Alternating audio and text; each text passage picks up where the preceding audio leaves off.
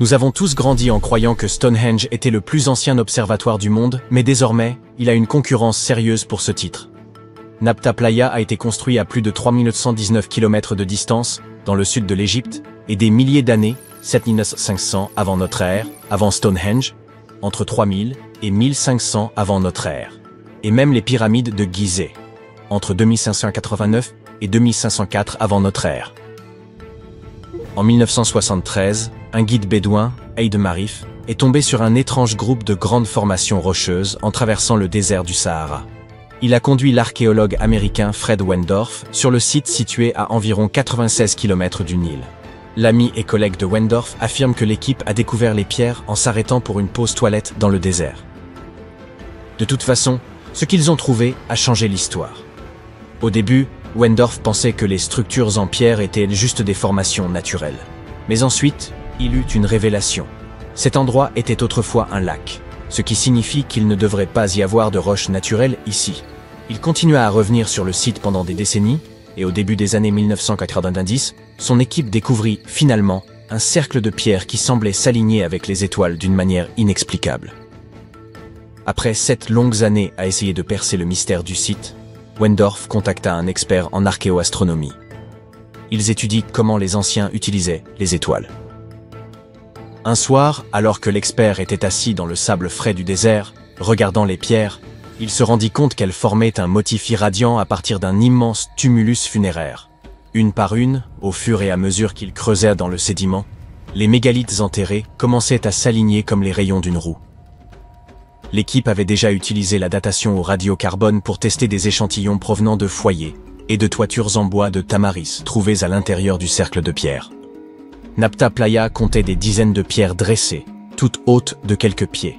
Certaines d'entre elles s'alignaient exactement avec le lever du soleil lors de jours spéciaux, et d'autres correspondaient avec des étoiles brillantes dans le ciel.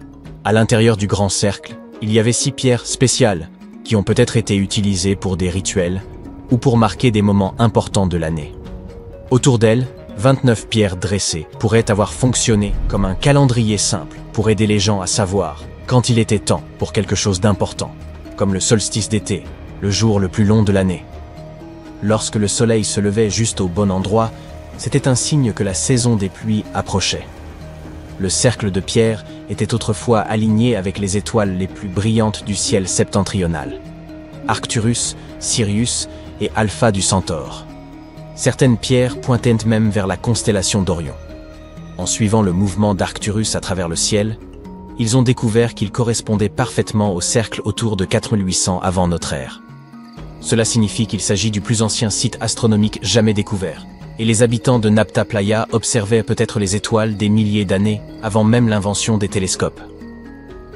Il semble que cela avait une énorme signification pour les personnes vivant et voyageant à travers le désert. Il y a plus de 1000 ans, la longue, froide et sèche ère glaciaire qui avait duré des dizaines de milliers d'années commençait enfin à s'estomper. L'Afrique du Nord a reçu des pluies et des moussons massives qui ont rempli les lacs saisonniers, Playa. Ainsi, certaines parties du désert se sont transformées en oasis éphémères. Pour les peuples nomades qui parcouraient dans cette terre inhospitalière, ces pluies estivales étaient tout. Leur mode de vie tout entier tournait autour du bétail. Lorsque les archéologues ont ouvert le tombeau central à Nabta Playa, ils ont découvert des ossements de bovins et même un énorme rocher sculpté en forme de vache. Les personnes qui l'ont construit ont utilisé les étoiles pour se guider et trouver des points d'eau cachés comme Nabta Playa, qui contenait probablement de l'eau pendant environ 4 mois par an, à partir des moussons d'été. Mais il n'y avait pas d'étoiles polaires à l'époque. Ils se sont donc plutôt orientés en utilisant les étoiles brillantes et la façon dont le ciel semblait tourner en cercle au-dessus d'eux. Lorsque les lacs étaient au plein, les pierres debout étaient en partie submergées. Et depuis la rive ouest, vous pouviez voir le reflet des étoiles sur l'eau sombre. Nabta Playa est bien moins célèbre que Stonehenge, peut-être parce que ces pierres étaient enterrées, alors que le célèbre site en Angleterre était accessible aux visiteurs depuis des milliers d'années. Malheureusement, lorsque Nabta Playa est devenu célèbre, certains touristes ont endommagé des parties en déplaçant des pierres, ce qui a perturbé les alignements stellaires anciens. Pour le protéger, les autorités ont déplacé l'ensemble vers un musée, où les gens peuvent voir les pierres et la statue de vache sculptée sans les endommager. L'observatoire égyptien n'est pas la seule construction semblable à Stonehenge. Il existe des versions qui ont été utilisées à des fins différentes. De l'Allemagne, anneau de Pumelt, et la France, alignement de Karnak, aux États-Unis, Stonehenge d'Amérique dans le New Hampshire et aux Andes dans le nord du Pérou. Ce dernier est en fait l'une des plus anciennes grandes structures jamais construites dans cette région. La place circulaire est constituée de 2 immenses murs de pierre disposés en anneaux. Elle était probablement utilisée pour des cérémonies et des rassemblements. Les scientifiques ont effectué une datation au carbone et ont estimé son âge à environ 4750 ans. Ce qui signifie qu'elle a été construite avant les grandes pyramides d'Égypte et Stonehenge. La place comportait 2 entrées et une couche spéciale d'argile, de terre, de gravier et de charbon de bois en dessous. Elle a été soigneusement planifiée et construite. Les archéologues ont également trouvé des pièces en céramique, des cristaux de quartz et des pierres précieuses sur le site, ce qui montre qu'il s'agissait certainement d'un lieu spécial. Des gens l'ont visité pendant des siècles, mais à un moment donné, vers 500-200 avant Jésus-Christ, il a été fermé, probablement en raison de l'évolution des croyances et des traditions. La découverte la plus récente, février 2025, est celle des vestiges d'un grand cercle de bois datant approximativement de la même époque et ayant des parallèles avec Stonehenge, tout en haut au Danemark. Cette structure en plein air faisait probablement partie d'une zone spéciale où les peuples préhistoriques du néolithique final et de l'âge du bronze ancien, nommé 600 à 1600 avant l'ère commune, se rassemblaient pour des rituels et des cérémonies. Le cercle était composé de 45 gigantesques poteaux en bois, formant un énorme anneau d'environ 30 mètres de large. Le bois a disparu maintenant, mais les scientifiques pensent que de hauts bois se dressaient autrefois dans les trous et créaient une impressionnante henge de bois. Personne ne sait exactement à quoi ces cercles étaient utilisés, mais les archéologues ont trouvé des ossements d'animaux et des restes de nourriture sur des sites similaires. Donc les gens se rassemblaient probablement là pour des festins et des rituels. En 2024, des scientifiques ont découvert 2 cercles de pierres anciens datant de la période néolithique dans le parc national de Dartmoor, en Angleterre. Certains archéologues pensent qu'ils pourraient former un arc sacré. Beaucoup des structures de pierre de Dartmoor ont été construites en forme courbée sur les hauteurs au centre de la zone. Il y a longtemps, Dartmoor était couvert de forêts, donc les gens ont peut-être utilisé ces hauteurs comme repères importants. Un des nouveaux cercles découverts s'intègre à l'intérieur de cet arc, mais l'autre est à l'extérieur, au nord. Cela aurait pu être un point d'entrée dans l'arc. Il y a également une levée de terre près des pierres, qui ressemble à d'autres sites néolithiques célèbres, comme le cercle de Brodgar en Écosse et Stonehenge lui-même. Cela signifie que les personnes qui ont construit ces cercles ont peut-être visité Stonehenge ou en ont été inspirées. Des archéologues à Oman ont découvert d'anciens monuments en pierre appelés trilithes, qui ont reçu le surnom de Stonehenge arabe. Ils ont été achevés il y a environ 2000 ans. Mais personne ne sait avec certitude qui les a construits ni pourquoi. Les scientifiques ont également trouvé des haches en pierre extrêmement anciennes, âgées de 3000 à 1,3 million d'années, datant de l'époque où les premiers humains ont quitté l'Afrique. Sur un autre site, Nafun, au centre d'Oman, des archéologues ont découvert une tombe néolithique datant d'environ 5000 à 4600 avant notre ère. Il y a 2 chambres contenant les ossements de dizaines de personnes sous une gigantesque structure mégalithique. À proximité, ils ont également découvert des gravures rupestres réalisées par des personnes qui ont vécu dans la région de 5000 avant notre ère à 1000 de notre ère.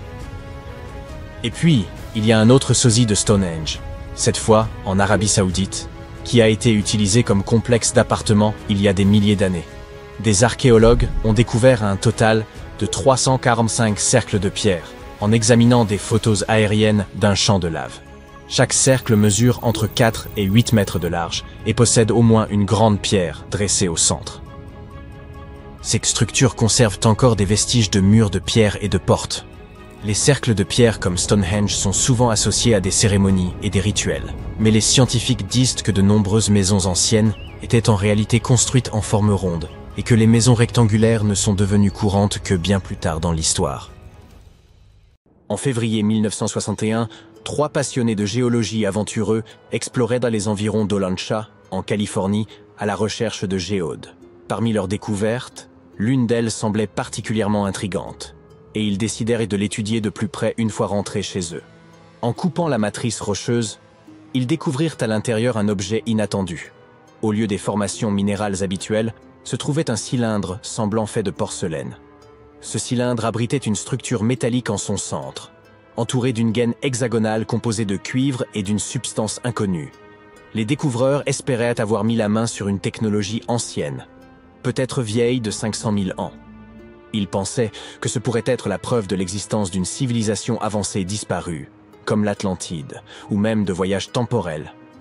Peut-être quelqu'un venu du futur avait-il accidentellement laissé cet objet derrière lui, ou peut-être des extraterrestres intelligents l'avaient-ils apporté lors de leur visite sur Terre. Si l'une de ces hypothèses s'avérait juste, cela signifierait une réécriture complète de l'histoire humaine telle que nous la connaissons.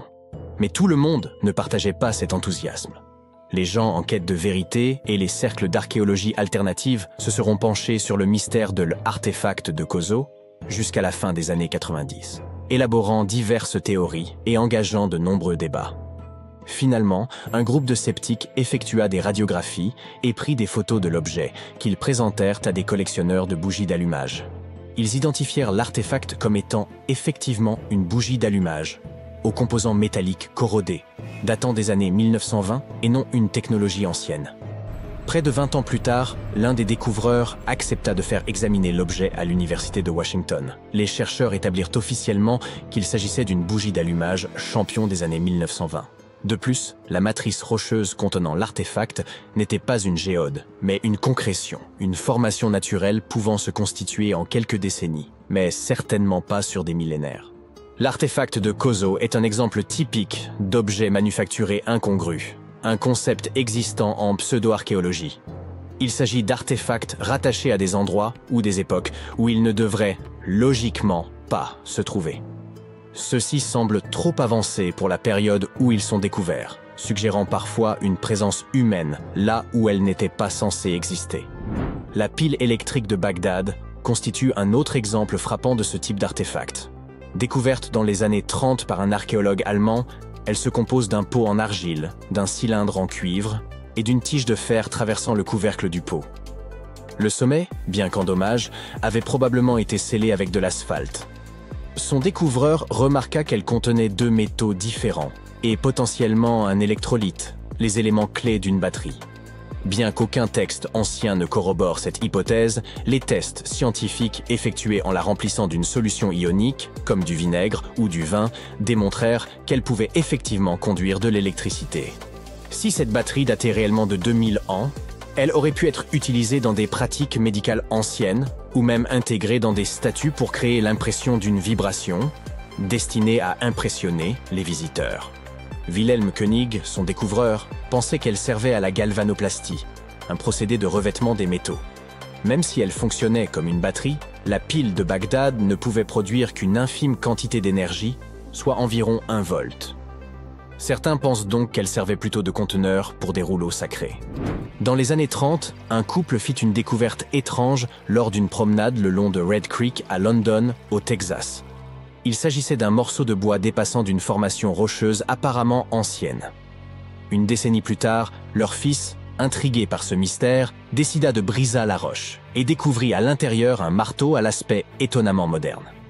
Cette découverte retint l'attention de Carl Baugh, un créationniste jeune terre, qui prétendait que la roche entourant le marteau datait de la période du Crétacé. Il y voyait une preuve contredisant la théorie de l'évolution. Toutefois, des investigations scientifiques démontrèrent que la roche n'était pas aussi ancienne qu'il n'y paraissait. Les processus géologiques successifs avaient simplement enrobé ce marteau moderne au fil du temps. Ainsi, il ne s'agissait pas d'une preuve de la coexistence pierre à feu avec les dinosaures, comme certains l'espéraient, mais simplement d'un mineur ayant laissé tomber son marteau il y a des siècles, et de la nature ayant fait son œuvre. Un archéologue chinois aurait découvert des grottes semblant avoir servi de sépulture à de petits êtres aux grandes têtes ovales. À côté de leurs dépouilles, des peintures rupestres représentaient des figures portant des casques ronds, ainsi que le soleil, la lune, la terre et les étoiles, connectés par des groupes de petits points. On découvrit également plus de 700 disques de pierre mystérieux gravés de sillons en spirale. Les choses prirent une tournure encore plus étrange lorsque ces disques furent envoyés à un professeur chinois, qui affirma que ces sillons étaient en réalité des caractères écrits. Selon son interprétation, les disques racontèrent l'histoire des Dropa, venus d'une autre planète et dont le vaisseau spatial s'était écrasé sur Terre il y a environ 12 000 ans. Ces visiteurs auraient tenté de vivre parmi les humains jusqu'à ce qu'ils soient traqués par les locaux. Cependant, aucune preuve concrète ne corrobore cette histoire. Elle fut publiée pour la première fois dans les années 60 à travers quelques articles, mais elle semblait douteuse. Aucune des personnes impliquées, l'archéologue, le professeur, ou même l'université pour laquelle ils étaient censés travailler, ne semblait avoir laissé de traces dans les archives. Et bien qu'il existe un peuple au Tibet portant le nom de Dropka, ils sont entièrement humains, et non des visiteurs extraterrestres. De plus, il n'y a aucune preuve tangible de l'existence des pierres de Dropa. Dans une région reculée de Chine, se trouvent des formations étranges en forme de tube, connues sous le nom de tuyaux de Begong. Un explorateur local les découvrit en 1996, émergeant du mont Begong et le long des rives du lac Tozon-U, à proximité. Certains pensaient qu'ils étaient l'œuvre d'anciens visiteurs extraterrestres. Lorsque des échantillons des tuyaux furent analysés, ils contenaient principalement des minéraux courants, mais un mystérieux 8% de matière inconnue. Des tests révélèrent que ces tuyaux existaient avant l'apparition de l'homme. Des géologues chinois visitèrent le site et suggérèrent que ces tuyaux s'étaient formés naturellement au fil du temps. Il pourrait s'agir de sédiments s'accumulant dans les fissures de la terre ou même des racines d'arbres fossilisés, témoignant du passé luxuriant de la région. Mais tout cela reste incertain. Au Mexique, il existe une mystérieuse tête en terre cuite et au nom difficile à prononcer, la tête de Tecaxi-Calixtlahuaca, découverte dans les années 30 lors de la fouille d'une sépulture. Cette tête ressemblait étrangement aux statues romaines de la période classique, rendant intrigante sa présence au Mexique. Et pour une raison quelconque, son découvreur la garda secrète pendant plusieurs décennies. La tête avait été trouvée dans une pyramide à 3 étages, à environ 60 km de Mexico, accompagnée d'objets d'or, de cuivre et de poterie.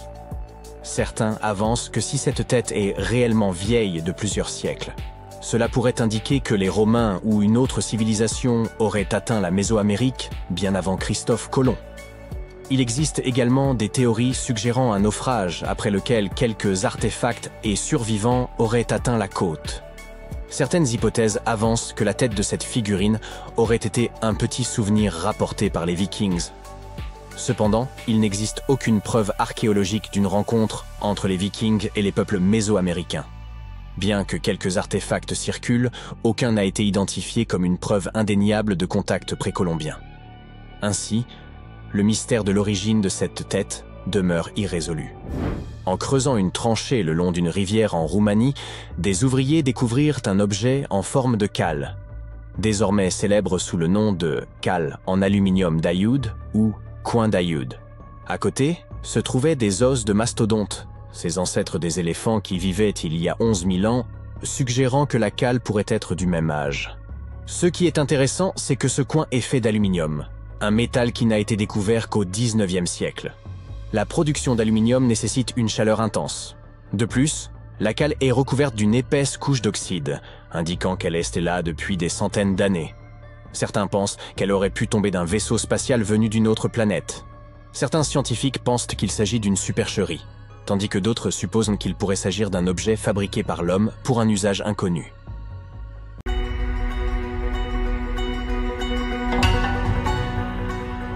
Jetez un œil à ces pierres. À première vue, elles semblent ordinaires. Ce ne sont que des dalles anciennes, les ruines d'un bâtiment quelconque. Cependant, contrairement à de nombreuses autres découvertes archéologiques similaires, celle-ci est parmi les plus mystérieuses et les plus uniques. Voici pourquoi. Ces pierres sont les vestiges d'un grand complexe religieux appelé Pumapunku, situé en Bolivie. Les scientifiques n'en sont pas certains, mais il est probable que Pumapunku ait été construit sous l'empire des Tiwanaku, qui a existé entre l'an 300 et l'an 1000 de notre ère, avant l'empire Inca. Aucune information ne suggère que cette civilisation disposait de technologies de construction avancées. De plus, il est possible qu'elle n'ait même pas connu l'écriture. Chacune de ces pierres a été sculptée et polie avec une précision remarquable. Elles s'emboîtent parfaitement, comme les pièces d'un puzzle. Le travail est si raffiné qu'il serait impossible d'y glisser même une lame de rasoir. C'est assez impressionnant pour un peuple qui vivait il y a environ 1500 ans.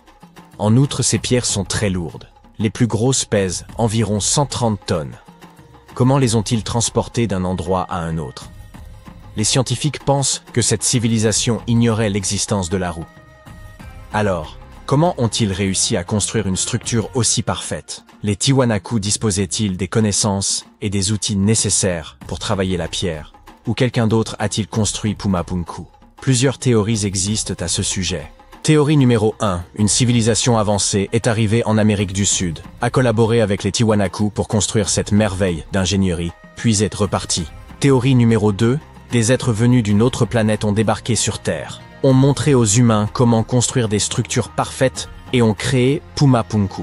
Cette théorie est toutefois peu crédible.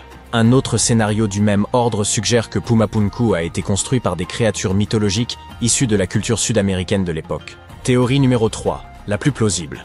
Il n'y a aucun mystère. Les Tiwanaku constituaient une civilisation avancée dotée de technologies de construction incroyables. Qu'en pensez-vous? Bien, nous venons de voir des pierres parfaitement rectangulaires utilisées pour construire un temple. Que diriez-vous de pierres parfaitement rondes destinées à l'étude du ciel étoilé? Ou à d'autres fins, qui sait? Alors bienvenue au Costa Rica. Au sud de ce pays se trouvent les sphères d'Iki. Il s'agit de pierres rondes, lourdes et de grande taille, créées à l'époque précolombienne, vers l'an 600 de notre ère. Ces pierres proviennent d'un type de roche unique, formé à partir de magma refroidi.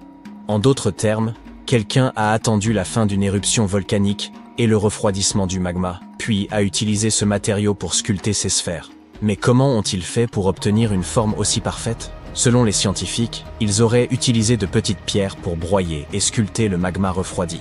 Certains spécialistes pensent que ces pierres étaient destinées à s'orienter, qu'elles servaient à indiquer leur chemin aux voyageurs. D'après une autre théorie, les sphères d'Ikis étaient utilisées pour l'astronomie. Personne ne connaît la vérité. Et nous ne l'apprendrons peut-être jamais, car tous ceux qui connaissaient le secret de ces pierres ont disparu à la suite de la conquête espagnole.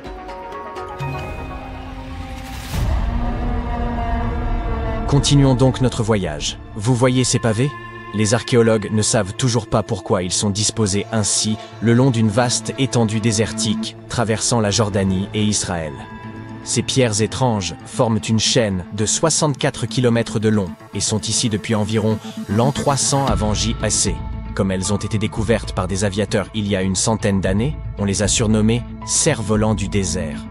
L'une des théories les plus populaires à leur sujet suggère qu'elles furent placées à cet endroit pour attirer les animaux et les capturer. Apparemment, les chasseurs anciens connaissaient bien le comportement de la faune locale. Et ils étaient sûrs que les bêtes finiraient par marcher le long de ces pavés et qu'ils finiraient par tomber dans une fosse préparée à l'avance. Des pierres rectangulaires et carrées parfaitement lisses, des pierres rondes, des pièges de pierre pour capturer des animaux, et encore de la peinture sur pierre. Pour découvrir cela, rendons-nous à Glasgow, en Écosse, où des archéologues ont mis au jour une dalle datant d'environ 5000 ans. Elle porte le nom de Cochno Stone.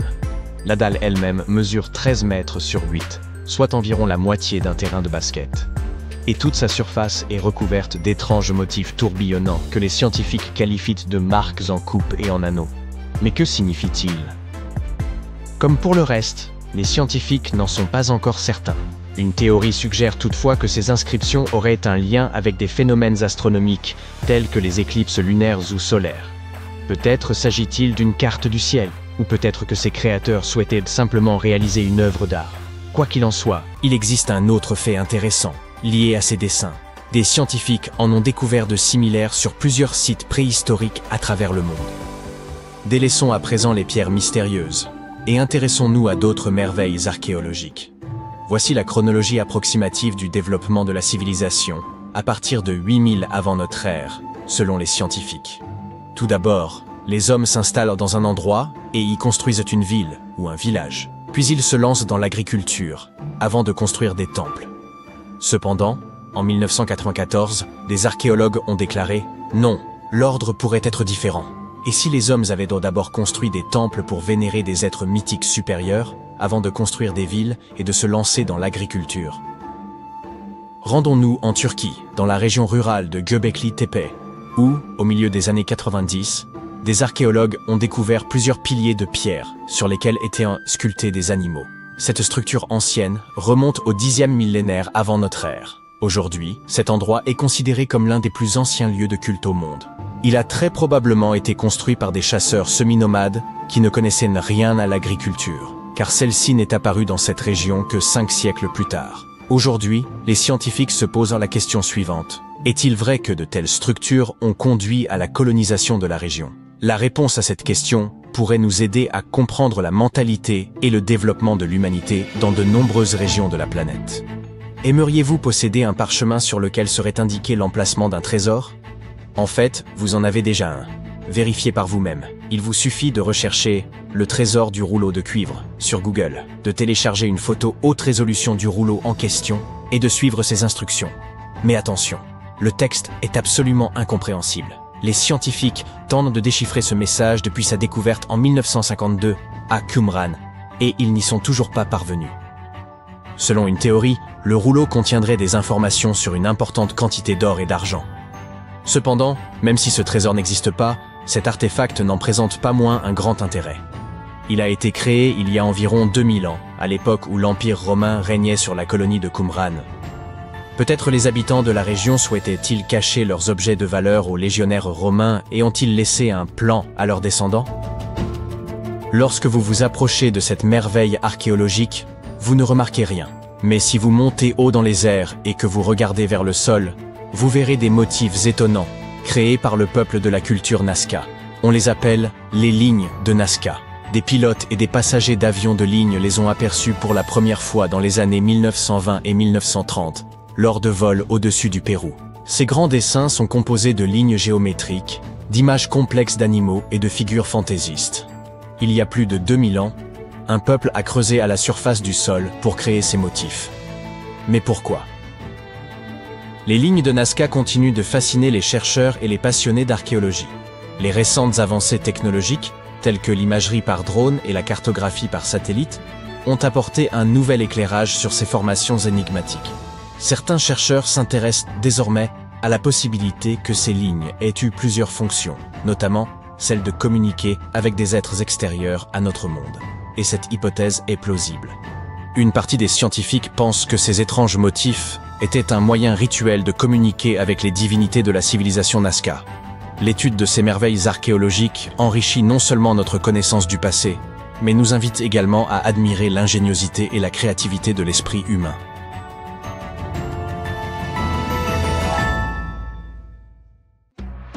Le désert du Sahara ressemble à un film de Mad Max, chaleur torride, dunes infinies et un paysage dévasté en général.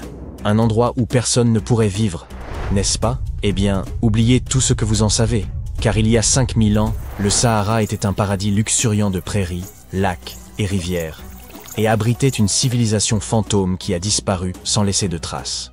Notre histoire commence dans les années 1930, lorsqu'un explorateur hongrois est tombé sur une grotte au milieu du Sahara. À l'intérieur, il a découvert quelque chose de bizarre. Des peintures rupestres anciennes représentant des personnes nageant dans un lac, entourées de girafes, d'hippopotames et de crocodiles. À l'époque, tout le monde a haussé les épaules, en considérant cela comme une représentation symbolique de l'au-delà. Car, franchement, qui pourrait imaginer un lac dans le Sahara? Avance rapide d'environ 70 ans plus tard, lorsqu'un groupe d'archéologues a fait une découverte qui a renversé la situation. Dans un abri sous roche en Libye, ils ont mis au jour 15 momies, ainsi que des paniers, des pots en céramique et d'autres objets du quotidien. Cela peut sembler des déchets préhistoriques pour la plupart des gens. Mais pour les archéologues, c'était comme découvrir une pièce à conviction clé. Ces personnes ne faisaient pas que passer par là. Elles vivaient ici. Vous voyez, ce n'était pas n'importe quelle momie, elle faisait partie des plus anciens humains naturellement momifiés jamais découverts, datant de plus de 7000 ans. Ha ha ha, prends ça, Égypte. 2 d'entre elles avaient encore un ADN lisible. Préservé grâce à un rare processus de momification naturelle, presque un miracle compte tenu de la capacité du climat du Sahara à transformer tout en viande séchée. Les scientifiques ont eu du mal pendant un certain temps à comprendre d'où provenaient ces momies, car l'ADN mitochondrial qu'ils avaient récupéré n'était pas du tout utile. Mais grâce aux progrès scientifiques, ils ont finalement réussi à effectuer une analyse génomique complète qui a révélé d'étranges secrets. Ces personnes appartenaient à une lignée humaine qui était complètement inconnue, et elles ont vécu isolées du reste de l'humanité pendant des milliers d'années. Pendant des décennies, les chercheurs ont supposé que l'endroit où ils vivaient, le Sahara vert, était comme une autoroute préhistorique, un couloir luxuriant que les humains et les animaux utilisaient pour migrer entre l'Afrique subsaharienne et la Méditerranée. Mais les momies ont démoli cette théorie comme un hippopotame assis sur un château de sable. Leur ADN ne montrait aucun mélange génétique avec des migrants subsahariens et eurasiens, gardant leur gène pur pendant 7000 ans. Leurs plus proches parents génétiques n'étaient pas leurs voisins vivant juste en dessous du célèbre désert, mais certains anciens chasseurs-cueilleurs du Maroc, et même des individus qui vivaient en République tchèque, alors qu'elle n'était même pas encore un pays, il y a 50 000 ans. Nous ne sommes pas encore sortis d'affaire car ces momies portaient également de minuscules traces d'ADN de Néandertal, seulement 10% de la quantité trouvée chez les Eurasiens modernes. Si vous avez fait attention à l'école, alors vous savez que les Néandertaliens vivaient en Europe et en Asie, et que les premiers humains ne se mélangeaient avec eux qu'après avoir migré hors d'Afrique. Mais ces gens du Sahara vert n'ont jamais quitté l'Afrique. Alors comment ont-ils acquis des gènes de Néandertal? La théorie dominante est que leurs ancêtres se sont mêlés aux Néandertaliens en Afrique du Nord il y a 50 000 ans avant de s'installer dans le Sahara et de couper les contacts avec le monde extérieur.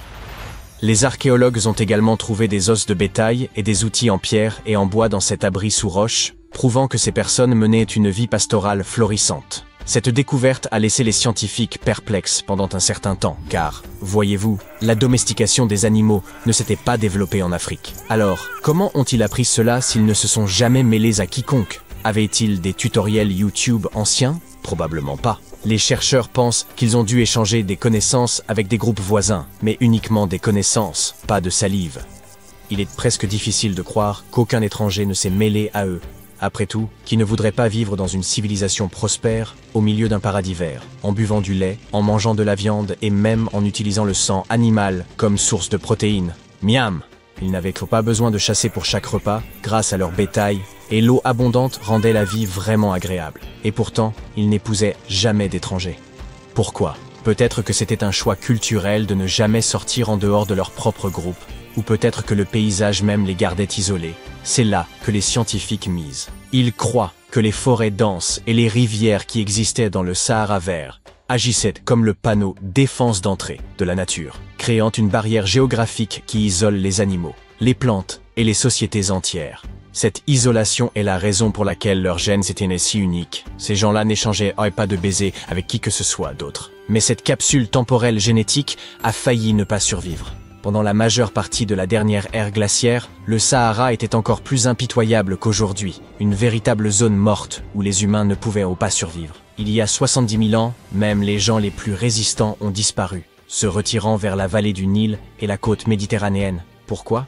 Parce que la Terre était un tyran climatique. D'énormes glaciers ont volé toute l'humidité, affaiblissant les moussons jusqu'à ce que les nuages de pluie atteignent à peine l'Afrique du Nord. Puis vinrent les coups de grâce. Des armadas d'icebergs ont inondé l'Atlantique Nord, déclenchant des sécheresses dévastatrices à chaque fois. C'était l'ultime époque du défense d'entrée du Sahara.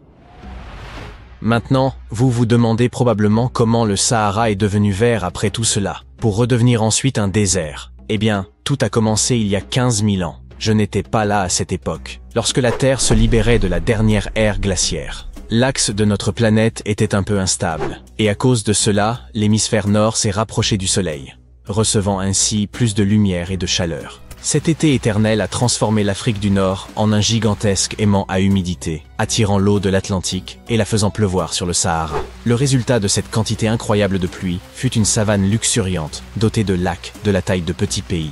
Mais la période humide africaine n'était pas juste un miracle ponctuel. La vérité est que ce passage éternel entre le vert et le désert a eu lieu plus de 230 fois dans le Sahara depuis que le désert est né. Lors de l'un de ces événements, le Sahara s'est même étendu, devenant plus grand qu'il ne l'est aujourd'hui.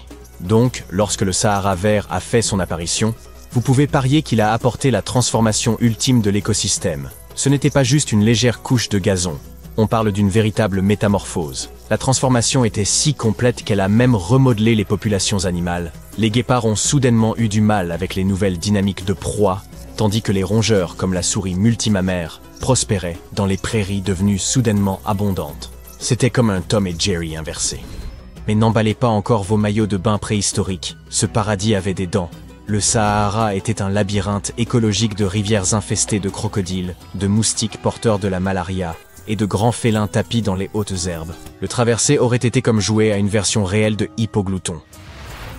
C'est probablement pourquoi davantage de groupes ne se sont pas installés de manière permanente. Le climat du Sahara a basculé entre des périodes humides et sèches tous les 20 000 ans. Difficile d'appeler cela un code postal stable. Pour la plupart des anciens peuples, il était plus judicieux de considérer le Sahara vert comme un buffet à volonté, prendre les ressources et partir avant que le désert ne revienne. Cependant, cette période du Sahara vert a duré 10 000 ans, laissant à nos bergers mystérieux beaucoup de temps pour prospérer.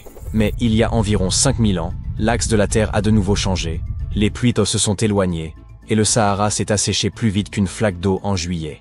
Alors que le désert faisait son retour, les bergers du Sahara vert n'eurent d'autre choix que de rassembler leur bétail et de partir. Certains chercheurs pensent qu'ils ont migré vers le Nil, posant ainsi les bases de l'Égypte antique. Je suppose donc que leur héritage perdure. De plus, leur lignée pure est peut-être éteinte de nos jours, mais quelques gènes ténus des momies peuvent encore être trouvés chez les habitants de l'Afrique du Nord actuelle. Mais les momies introverties n'étaient pas les seules à utiliser le Sahara vert comme Airbnb. Elles avaient en réalité des voisins juste au coin de la rue, dans un village au bord d'un lac au Niger, pour être précis. Ces personnes ont prospéré pendant 5000 ans et ont laissé derrière eux le plus ancien cimetière du désert du Sahara, comprenant un homme enterré dans une carapace de tortue, un homme d'Halloween souriant avec des dents limées, et une étreinte familiale poignante figée dans le temps, victime des mêmes eaux qui les ont soutenus. Finalement, ces personnes ont également disparu, tout comme cela est arrivé à nos amis antisociaux. Cela prouve que ce désert déjoue tout le monde avec un paysage qui offre le paradis d'une main et le retire de l'autre. Imaginez-vous en train de traverser un désert à pied. Il fait chaud, vous avez terriblement soif et pour couronner le tout, il vous faut contourner ce mur.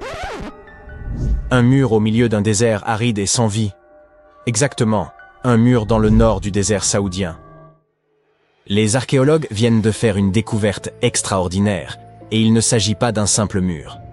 Non, il s'agit de toute une ville antique fortifiée qui pourrait dater de l'an 2400 avant notre ère. Ils pensent que cet endroit abritait environ 500 personnes et qu'il a pu être habité pendant un millénaire. C'est une découverte capitale, car cela signifie que cette région était peut-être beaucoup plus avancée que l'on ne le pensait. La ville était bien organisée, avec différentes zones d'habitation, des tours et des murs solides pour la protection des habitants, ainsi que différentes sections pour toutes sortes d'activités quotidiennes. Cette ville antique, que l'on appelle aujourd'hui Al-Nata, était une ville oasis, et grâce à elle, nous avons un aperçu de ce qu'était la vie dans ce désert il y a des milliers d'années. Apparemment, les différentes zones étaient bien séparées. Il y avait des quartiers résidentiels, un cimetière, des terres agricoles et même un centre-ville. Cette ville oasis, située dans la région de Khyber, constitue la première grande colonie organisée du 2e ou 3e millénaire avant notre ère découverte par les chercheurs dans le nord-ouest de l'Arabie. Les premières études nous montrent que cette ville, qui s'étendait sur environ 2300 mètres carrés, comprenait plusieurs quartiers, dont un quartier résidentiel, un cimetière et un quartier judiciaire avec des tribunaux. Les maisons étaient disposées en rangées bien ordonnées, toutes reliées par de petites routes. Ces rues séparaient le quartier résidentiel du reste de la ville. À l'époque, la plupart des habitants de cette région étaient des éleveurs nomades, en perpétuel mouvement. Cependant, les archéologues sont convaincus que pendant l'âge du bronze, le nord-ouest de l'Arabie était parsemé de petites villes fortifiées et d'oasis. Ces villes et oasis reliées entre elles étaient uniques. Elles offraient aux populations la sécurité nécessaire pour vivre, stocker des marchandises et faire du commerce. Elles témoignent des débuts de l'urbanisme et nous suggèrent que c'est à cette époque que les gens ont commencé à s'installer et à organiser leur communauté de manière plus structurée. L'équipe de recherche estime qu'il y avait environ 50 maisons à Al-Nata. Cependant, ce nombre pourrait atteindre 70 à mesure que les fouilles avancent. On pense que quelques centaines de personnes vivaient là. L'un des aspects les plus remarquables est sans doute que certaines maisons comptaient jusqu'à 3 étages. Construite sur une pente près de 2 routes commerciales importantes, cette ville bénéficiait d'un emplacement privilégié. L'un des aspects les plus impressionnants de cet endroit est son approvisionnement en eau. L'oasis disposait de sources et d'aquifères, des sources d'eau souterraines, ce qui en faisait un endroit idéal pour l'agriculture. Grâce à ces réserves d'eau, Les habitants pouvaient cultiver leur propre nourriture et être relativement autonomes. Les murs d'enceinte servirent probablement à contrôler l'accès à la ville et à ses ressources. Ce mode de vie sédentaire constituait un changement impressionnant par rapport à l'existence nomade des populations précédentes. Ce fut le début d'un mode de vie dit agro-pastoral, soit un mélange d'agriculture et d'élevage. Cette théorie est corroborée par la découverte, à l'intérieur de la ville, de tout un ensemble d'outils, des meules, des mortiers et des pilons. Les habitants moulaient leurs céréales afin de préparer leurs repas. Ils se nourrissaient de grains, de viande et de lait provenant de leurs propres élevages. Ces découvertes fascinantes nous montrent que les gens pouvaient subvenir à leurs besoins et qu'ils étaient étonnamment avancés pour l'époque. Grâce à un meilleur accès à l'Arabie Saoudite au cours des 2 dernières décennies, les archéologues ont désormais une image beaucoup plus précise de la vie qu'on y menait il y a des milliers d'années. Al-Nata faisait peut-être même partie d'un réseau de villes oasis fortifiées similaires réparties dans toute la région. Grâce à ces sites, nous pouvons à présent savoir comment fonctionnaient les routes commerciales et comment s'organisaient les petites colonies à cette époque dans cette région aride. Cette récente découverte n'est toutefois pas la seule à susciter l'enthousiasme du monde scientifique. Et si nous allions visiter l'Égypte, des archéologues viennent d'y découvrir un trésor antique gréco-égyptien sous les eaux. Ils explorèrent la cité perdue de Tonis Héracléon. Au large des côtes égyptiennes, elle aurait coulé il y a plus de 1000 ans. Cette ville était légendaire. Personne ne savait où elle se trouvait exactement jusqu'à sa redécouverte en l'an 2000. Aujourd'hui, les fouilles avancent et au cours d'une exploration récente, les archéologues ont découvert un trésor composé de nombreux objets en or et en argent. On pense qu'on les utilisait lors du couronnement des nouveaux pharaons. Les chercheurs ont même découvert un ancien temple grec dédié à Aphrodite, ainsi que des armes grecques très anciennes. Frank Gaudio, l'archéologue en chef, a déclaré qu'il était étonnant que ces objets si fragiles aient survécu à la catastrophe qui a détruit l'ancienne ville. À son apogée, Tonis Héracléon était l'une des plus grandes cités portuaires de la Méditerranée. C'était un immense centre culturel et le principal point d'entrée en Égypte pour les navires en provenance de Grèce. Malheureusement, en raison de la montée des eaux, de tremblements de terre et d'un raz-de-marée catastrophique, le sol sous la ville s'est un jour littéralement transformé en boue. La ville entière a alors sombré dans la Méditerranée. Et on l'a oublié jusqu'à ce que l'équipe de Gaudio la redécouvre en l'an 2000. Depuis, plusieurs de ces sites ont été mis au jour et les chercheurs ont pu peu à peu reconstituer son histoire. Si cette cité engloutie ne vous impressionne pas, nous vous emmenons à présent en Amazonie, où une découverte vraiment stupéfiante a été faite. Depuis des siècles, on parle de cités perdues au cœur de la jungle amazonienne, comme Eldorado, qui a attiré tant d'explorateurs espagnols à la grande époque des découvertes. Beaucoup d'entre eux ne sont jamais revenus. Dans les années 1900, un explorateur britannique nommé Percy Fawcett est parti à la recherche de ce qu'il appelait la cité perdue de Z. Et lui aussi a disparu. Aujourd'hui, des scientifiques ont trouvé la preuve que ces cités perdues de l'Amazonie ont bel et bien existé. Une équipe de chercheurs a utilisé une technologie appelée LIDAR, qui permet de voir à travers l'épaisse jungle depuis le ciel en projetant des faisceaux lumineux vers le sol. Ils ont survolé la jungle bolivienne à bord d'un hélicoptère à environ 200 mètres d'altitude et ont cartographié ces anciennes cités. Ils ont découvert les ruines d'une immense agglomération construite par le peuple khazarabe, qui y a vécu de 500 à 1400 après JC. Il ne s'agissait pas juste de quelques bâtiments éparpillés ici et là. Les cartes LIDAR ont révélé d'immenses centres urbains, des pyramides, des plateformes, des routes, des canaux et des chaussées, le tout soigneusement aménagé. Il s'avère que l'Amazonie n'était pas une jungle vierge, mais qu'elle abritait autrefois de grandes villes très complexes.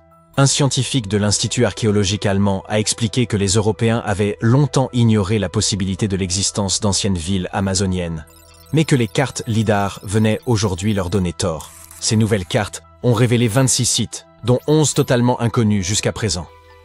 Les chercheurs ont découvert 2 sites urbains principaux, Landivar et Kotoka, qui comportaient d'énormes douves, de grands bâtiments sur plateforme et de hautes pyramides. Les différentes colonies, petites et grandes, étaient reliées par des chaussées s'étendant comme les rayons d'une roue. Certains canaux reliaient même les villes à des rivières et à un grand lac, ce qui permettait à l'eau de circuler dans la région. Au fil des ans, les scientifiques ont trouvé des ruines éparpillées dans toute la zone, mais à cause de l'épaisseur de la jungle, il était presque impossible de relier les points entre eux et de comprendre de quelle façon communiquaient tous ces vestiges. Grâce au LIDAR, l'ensemble du site a pu prendre vie, révélant un système urbain organisé extrêmement vaste. Il est désormais évident que ces sites avaient également une signification spirituelle, car tout y est disposé de manière à évoquer une structure symbolique profonde. La civilisation khazarabe n'est pas aussi célèbre que celle des Mayas, mais elle a connu une société florissante dans une région confrontée à d'énormes défis tels que des inondations annuelles. Et bien que les Andes voisines possèdent leurs propres sites monumentaux, les Khazarabes ont réalisé quelque chose d'absolument unique. Ils disposaient même de réservoirs pour stocker l'eau, ce qui suggère qu'ils devaient en faire face à des sécheresses occasionnelles, ce qui est assez inhabituel en Amazonie. En réalité, ces terribles sécheresses pourraient nous expliquer pourquoi les Khazarabes ont finalement quitté leur ville vers l'an 1400 de notre ère. Si vous franchissez cette petite porte de pierre à Hiérapolis, en Turquie, vous risquez de ne jamais en revenir vivant. Dans l'Antiquité, les gens pensaient qu'il s'agissait d'une sorte de portail vers les enfers. Les Romains entraient avec des taureaux en parfaite santé, et après quelques minutes, ils voyaient ces animaux s'effondrer, comme s'ils avaient été frappés par une force mystérieuse. Mais ce qui est encore plus étrange, c'est qu'il n'arrivait rien aux hommes, qui entraient et sortaient sans problème. Aujourd'hui, des études pourraient apporter une réponse à ce phénomène étrange. Tout cela serait lié à la taille des personnes. La porte, connue sous le nom de Plutonium, du nom de Pluton, la divinité du monde souterrain, est une porte de pierre qui ouvre sur une petite grotte de 3 mètres carrés. Mais le vrai danger est ce qui se passe en dessous. Hiérapolis se trouve sur une zone géologique très active. Et une grande fissure sous la ville émet constamment du dioxyde de carbone volcanique qui se présente sous la forme d'un brouillard visible.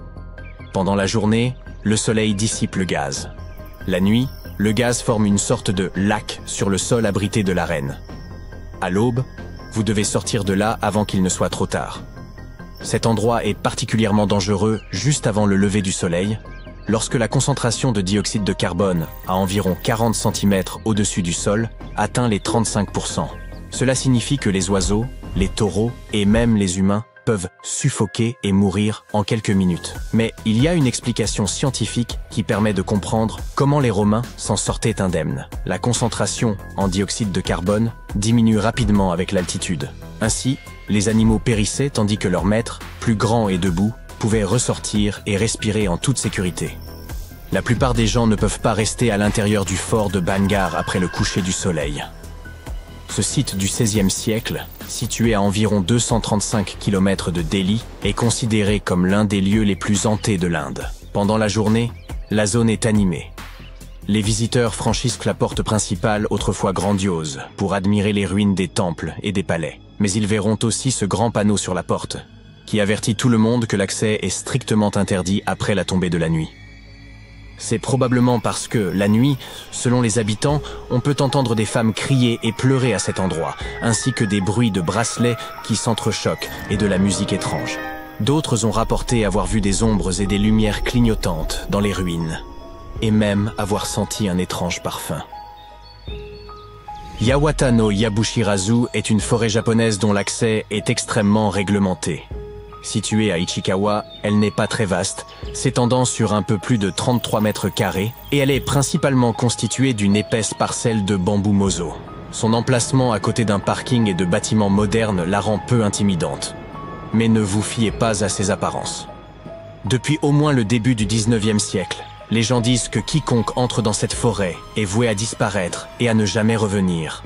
Ainsi, dès votre arrivée, un panneau situé à proximité de la forêt vous informe de son histoire et de la malédiction qui y serait associée. Certaines rumeurs évoquent la présence effrayante d'un ancien seigneur samouraï qui se promènerait dans les parages. D'autres légendes affirment que la forêt cache un puits sans fond, rempli de gaz toxiques. Que ces histoires soient vraies ou non, aujourd'hui, la zone est entourée de murs de pierre et il est toujours strictement interdit d'y pénétrer. Dans une vallée portant le nom de Dark Country Forest, dans le Connecticut, vous trouverez Dudley Town, mais vous ne devez absolument pas y pénétrer. Non seulement le terrain est une propriété privée depuis les années 1920, mais il est également connu comme l'un des endroits les plus effrayants de la planète. Cet endroit a été colonisé pour la première fois au début des années 1740, et bon nombre des premiers colons appartenaient à la famille Dudley. C'est pourquoi on l'appelle Dudley Town. Une rumeur locale veut que les fondateurs de la ville descendent d'Edmund Dudley, un noble anglais condamné à la peine capitale pour trahison. La légende dit que cette malédiction a suivi la famille Dudley de l'autre côté de l'Atlantique jusqu'en Amérique. Ce malheur serait à l'origine de mauvaises récoltes, de problèmes mentaux et de plusieurs incidents tragiques dans le village. Encore une fois, il ne s'agit que de rumeurs, car les historiens n'ont trouvé aucune preuve réelle pour étayer ces affirmations. Néanmoins, l'obscurité et l'atmosphère sinistre du lieu ont alimenté les histoires de fantômes dans les années 80. Cela a conduit à de nombreux cas de vandalisme au cours de la décennie suivante, et à cause de cela, les propriétaires fonciers ont fermé la zone au public. Ce vieux bâtiment abandonné était autrefois le palais luxueux de la famille du roi Farouk, qui fut l'avant-dernier roi d'Égypte en 1936. Après le décès des membres de sa famille, le palais a été transformé en morgue. Les habitants de la région affirment qu'aujourd'hui, l'endroit est vraiment effrayant et interdit d'accès. Certaines personnes ont déclaré avoir vu des ampoules vaciller et des ombres se déplacer en produisant des bruits étranges. Un jour, un groupe d'enfants serait entré à l'intérieur et aurait complètement paniqué en découvrant que toutes les portes avaient soudainement disparu, les laissant dans l'obscurité la plus totale. Ils n'auraient eu d'autre choix que de crier à l'aide. Cette île hawaïenne est interdite d'accès depuis plus d'un siècle. Elle s'appelle Niihau et est la plus petite île habitée d'Hawaï, avec une superficie d'environ 180 km². Elle compte environ 84 habitants. L'île ne dispose pas de réseau de téléphonie mobile, de routes goudronnées ou de lignes électriques, seulement de panneaux solaires pour l'électricité. Une seule famille est propriétaire de l'île depuis 1964, lorsqu'un fermier écossais l'a achetée pour $10 000. Ce qui équivaudrait à environ $250 000 aujourd'hui. L'île est restée dans la famille, transmise aux descendants du fermier, les Robinson. Depuis, elle est restée privée et son accès est donc très restreint et se fait essentiellement sur invitation. Les tunnels d'Erdstall sont un réseau d'environ 2000 passages souterrains mystérieux que l'on trouve principalement en Europe centrale, notamment en Autriche et en Bavière. Ces tunnels sont généralement étroits et exigus, souvent juste assez large pour qu'une personne puisse s'y faufiler à la fois, et on pense qu'ils remontent au Moyen-Âge, peut-être au XIIe siècle. Ce qui intrigue le plus dans ces tunnels, c'est leur raison d'être. Malgré de nombreuses recherches, personne ne sait vraiment pourquoi ils ont été construits. Une théorie veut qu'ils aient été utilisés pour le stockage, mais comme beaucoup d'entre eux se trouvent en dessous du niveau de la mer et sont parfois remplis d'eau, cela ne semble pas très pratique. Ces tunnels ont des sections très étroites, assez angoissantes, et des chutes soudaines, ce qui ne semble pas non plus pratique pour un usage ordinaire. Voies d'évacuation, cachettes, lieux de spiritualité par exemple. Pour rendre les choses encore plus mystérieuses, on n'y a trouvé aucun artefact, ce qui rend leur raison d'être encore plus difficile à expliquer et à comprendre. Depuis 2019, les aventuriers peuvent se faire arrêter s'ils tentent d'escalader ce rocher.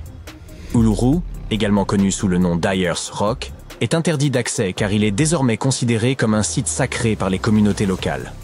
Mais le fait qu'il soit aussi extrêmement dangereux a probablement joué un rôle important dans la décision de le fermer aux visiteurs. Ce rocher mesure 348 mètres de haut, soit la hauteur d'un immeuble de 80 étages. L'ascension de son sommet peut être très glissante, et les températures peuvent y atteindre 47 degrés Celsius en été, ce qui a entraîné des décès dus à la déshydratation et à des coups de chaleur. Un phénomène encore plus effrayant se produit au sommet du rocher juste après les orages. Lorsqu'il pleut, de petits crustacés ressemblant à des têtards, et qu'on appelle des triopes, éclosent dans les trous d'eau temporaires et les bassins rocheux de l'Uluru. Ces créatures aux allures d'extraterrestres mesurent environ 7,6 cm de long et répandent leurs œufs super résistants un peu partout. Lorsque les pluies estivales sont au rendez-vous, ces petites bêtes éclosent puis se déchaînent, se nourrissant des micro-organismes et des bactéries présents dans l'eau. On ne sait toujours pas comment ces étranges créatures se retrouvent dans les bassins éphémères au sommet de l'Uluru, mais selon toute vraisemblance, c'est le vent qui transporte leurs œufs jusque-là. À un moment donné de sa longue et très intéressante histoire, notre chère planète Terre était en train de roupiller tranquillement, faisant son petit bonhomme de chemin, tournant autour du soleil. Et puis, bam! La vie commence à s'emballer. Les plantes et les animaux se mettent à se pavaner, dévoilant toute leur complexité. Un peu plus tard, il y a environ 65 millions d'années pour être exact, une catastrophe cosmique se produit. C'est du moins ce que nous supposons. Un astéroïde s'est probablement écrasé sur la Terre, anéantissant les dinosaures et un tas d'autres grands animaux. Nous n'avons pas beaucoup plus de détails sur l'astéroïde en question. Mais nous savons qu'il était extrêmement massif et qu'il s'est écrasé sur notre précieuse planète, créant un chaos poussiéreux qui s'est répandu partout. Aujourd'hui encore, on trouve des vestiges de cette couche de poussière dans les roches sédimentaires. Si tu creuses en dessous, tu y découvriras tout un tas de fossiles. Ces créatures préhistoriques menaient la grande vie avant que l'astéroïde ne vienne gâcher la fête. Imagine que la planète fasse le ménage, laissant un tas d'espaces vides qui n'attendent que d'être remplis. Et devine qui a profité de l'occasion ? Les mammifères pardis. Ces petites créatures à fourrure se sont faites connaître. Mais comment se fait-il que cette catastrophe ait été une si belle opportunité pour eux ? C'est assez simple, en fait. En l'absence de persécuteurs, ils ont grandi, se sont multipliés et ont vu leur population s'étendre. Toutes sortes de mammifères se sont joints à eux pour combler les vides. Primates, rongeurs, bref, toute la bande à fourrure. Nous parlons ici de mammifères placentaires, de marsupiaux et même de mammifères pondant des œufs, ce qui ajoute une sérieuse touche de variété au mélange. Nous aimons considérer les primates comme nos plus proches parents sur Terre. Quelle est leur histoire ? Il y a environ 63 millions d'années, quelques millions d'années après la dernière danse des dinosaures, les primates ont décidé qu'il était temps de se réunir en famille. Ils se sont divisés en deux groupes. Les haplorhiniens, qui sont devenus les petits et les grands singes que nous connaissons aujourd'hui, et les strepsirrhiniens, qui sont devenus les lémuriens et les aïe-aïe. La fête ne s'est pas arrêtée là. Il y a environ 58 millions d'années, les haplorhiniens ont entamé leur propre petite mission. Un invité spécial, le tarsier, a fait son entrée en scène. Avec ses grands yeux parfaits pour toutes sortes de manigances nocturnes. Le tarsier a choisi un chemin différent de celui de ses parents primates, embrassant sa niche unique et évoluant à l'écart. Aujourd'hui encore, le tarsier est le seul primate à se nourrir exclusivement de viande. Ces petits bonshommes ont un goût prononcé pour les insectes, les petits oiseaux, les rongeurs et même les lézards. Mais ce n'est pas tout ce qui les rend uniques. Leurs yeux sont 2 fois plus grands que leur cerveau. Leur tête peut aussi effectuer une pirouette de 180 degrés, comme un hibou. Grâce à leurs caractéristiques, les tarsiers sont les véritables rois et reines de la nuit. Grâce à leur super pouvoir de repérage des ultrasons, ils peuvent détecter leur proie instantanément. De plus, leurs pattes et leurs pieds sont tels des ressorts, toujours prêts à les faire bondir. Ils possèdent un os spécial de la cheville, le tarse, qui leur permet d'effectuer des sauts de proportions épiques. D'où leur nom, si tu te posais la question. Mais laissons ces petites créatures se reposer et revenons à notre histoire. Il y a environ 55 millions d'années, la Terre a monté le thermostat, littéralement. Cette chaleur s'est avérée un peu trop difficile à supporter pour de nombreuses créatures et plantes des profondeurs de l'océan. Et elles ont tiré leur révérence. Mais chaque fin est toujours le commencement d'autre chose, n'est-ce pas? Les mammifères océaniques connus sous le nom de cétacés y ont vu leur chance et l'ont saisi.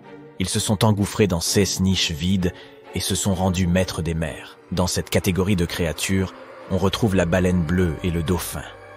Un primate particulier a fait son apparition il y a environ 47 millions d'années. Les scientifiques appellent aujourd'hui affectueusement le fossile de cette créature Ida. Cette petite merveille a fait sensation, car elle a d'abord été présentée comme le chaînon manquant de l'évolution humaine. Mais voici la partie la plus hilarante. Il s'est avéré qu'Ida ne faisait pas partie des haplorhiniens à nez sec, mais plutôt des strepsirrhiniens à nez humide. Il y a 40 millions d'années, un autre événement majeur s'est produit dans le monde des primates. Les singes du Nouveau Monde, nos lointains cousins, ont décidé d'emprunter un chemin différent et de se détacher de notre lignée de singes de l'Ancien Monde. Ils ont pris leurs affaires et sont partis à la conquête de l'Amérique du Sud, où ils vivent encore aujourd'hui. Quelle est la différence entre les deux, me diras-tu? Eh bien, un élément crucial les distingue. Les singes de l'Ancien Monde avaient les narines orientées vers le bas. Il y a environ 25 millions d'années, une autre bande de singes est entrée en scène. Ceux-ci avaient une particularité, ils n'avaient pas de queue. Ces créatures uniques allaient redevenir nos plus proches parents. Il s'agit des singes et des grands singes, des mecs cool qui partagent avec nous un grand nombre de similitudes génétiques. Le premier singe à s'être libéré de cette folie simiesque est le gibbon. Il y a environ 18 millions d'années que ce petit acrobate a fait son entrée sur scène. Quelques millions d'années plus tard, les grands singes se sont également joints à eux. Les orang-outans auront été les pionniers, s'aventurant dans les régions sauvages du sud de l'Asie.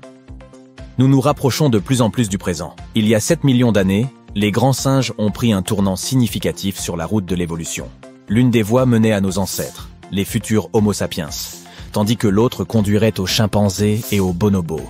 Ces deux branches de primates sont restées soudées pendant quelques millions d'années avant de prendre des chemins différents.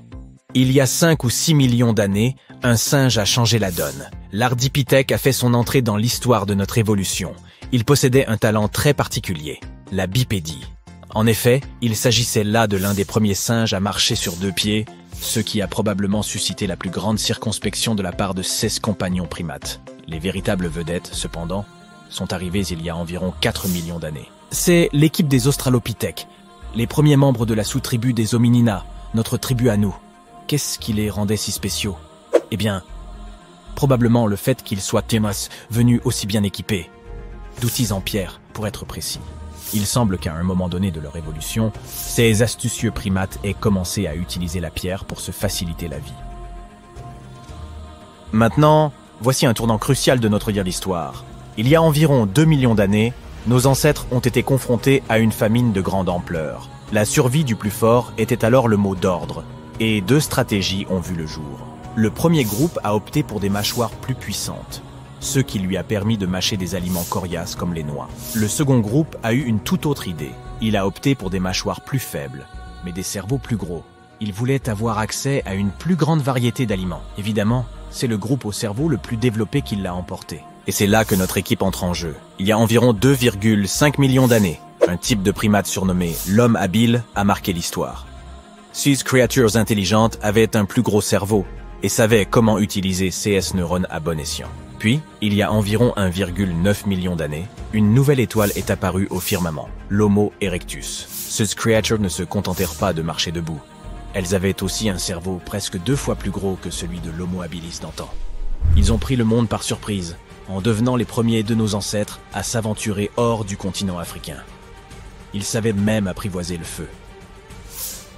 Il y a environ 700 000 ans, le monde a ensuite connu une révolution culinaire, lorsque les premières traces de cuisine sont apparues.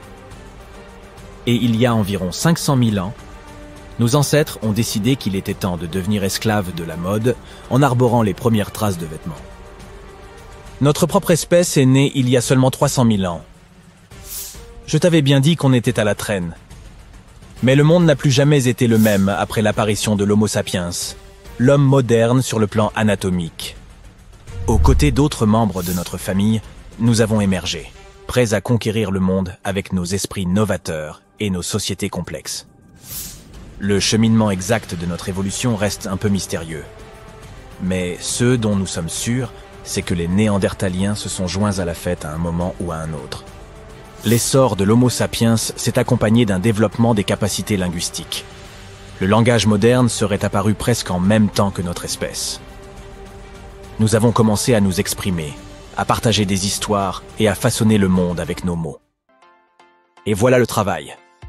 Il aura fallu 13,8 milliards d'années d'histoire cosmique pour que les humains fassent leur entrée.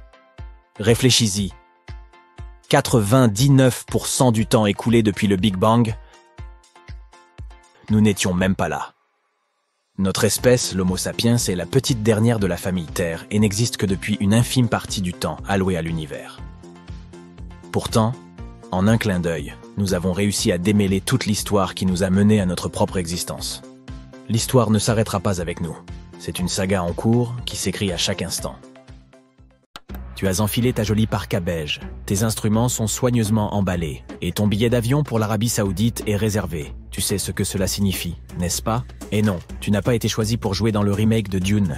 Cela signifie simplement que tu es prêt à partir explorer les plus grandes contrées désertiques de notre monde, dans l'espoir de découvrir quelques secrets préhistoriques sur nos ancêtres. Soyons clairs. Si tu pensais que les déserts étaient des espaces vides, détrompe-toi. Ils ont beau être remplis de sable à perte de vue, ils n'en sont pas moins chargés d'histoire. Tu sais, parce qu'avant que les hommes ne se rassemblent dans des villages, nous étions des peuples nomades. Nous arpentions le monde à la recherche de nourriture, d'eau et d'abri. Il nous a donc bien fallu concocter 1 ou 2 inventions intéressantes pour survivre. Comme cette chose trouvée dans le désert d'Arabie Saoudite. As-tu une idée de ce que cela pouvait être? Pendant de nombreuses années, Les scientifiques ont débattu de l'origine et de l'usage d'énormes structures pareilles à celle-ci. Il semble que nos ancêtres néolithiques étaient bien plus intelligents que nous ne le pensions. Ils ne passèrent pas leur temps autour du feu à tailler des armes dans la pierre. Non, ils exerçaient aussi leur talent d'architecte. Ces immenses structures de pierre sont appelées des desert kites, autrement dit, les cerfs-volants du désert.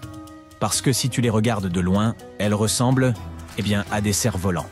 Les archéologues s'accordent à dire que ceux-ci servaient à attirer les animaux. Ainsi, nos ancêtres pouvaient plus facilement s'assurer une abondance de gibier au fil de la semaine. Mais ce n'est pas tout. Regarde plutôt la paroi de cette caverne. Elle nous montre que nos ancêtres ont probablement esquissé sur la roche le plan de CE qu'ils prévoyèrent de construire au sol. Tout comme les architectes d'aujourd'hui. Les desert kites pouvaient s'étendre sur des kilomètres de long. C'est pourquoi il fallait bien en tracer un plan avant de les construire. Le plus surprenant, c'est que ces structures semblent encore plus vieilles que ne l'est Stonehenge. On parle de 7 à 9 000 ans. Au cours de la dernière décennie, les scientifiques ont pu identifier plus de 6000 desert kites disséminés du Moyen-Orient jusqu'au cœur de l'Asie.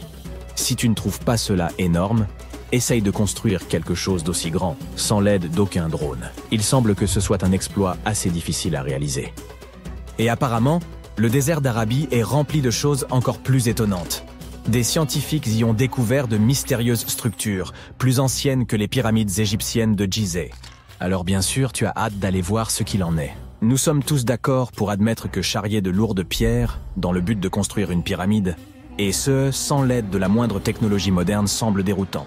Je veux dire, comment diable ont-ils fait? Imagine maintenant que tu reviennes plusieurs milliers d'années en arrière et que tu retrouves les hommes qui ont construit ces gigantesques structures dans les régions les plus désolées. Jette donc un coup d'œil à ces mustatils.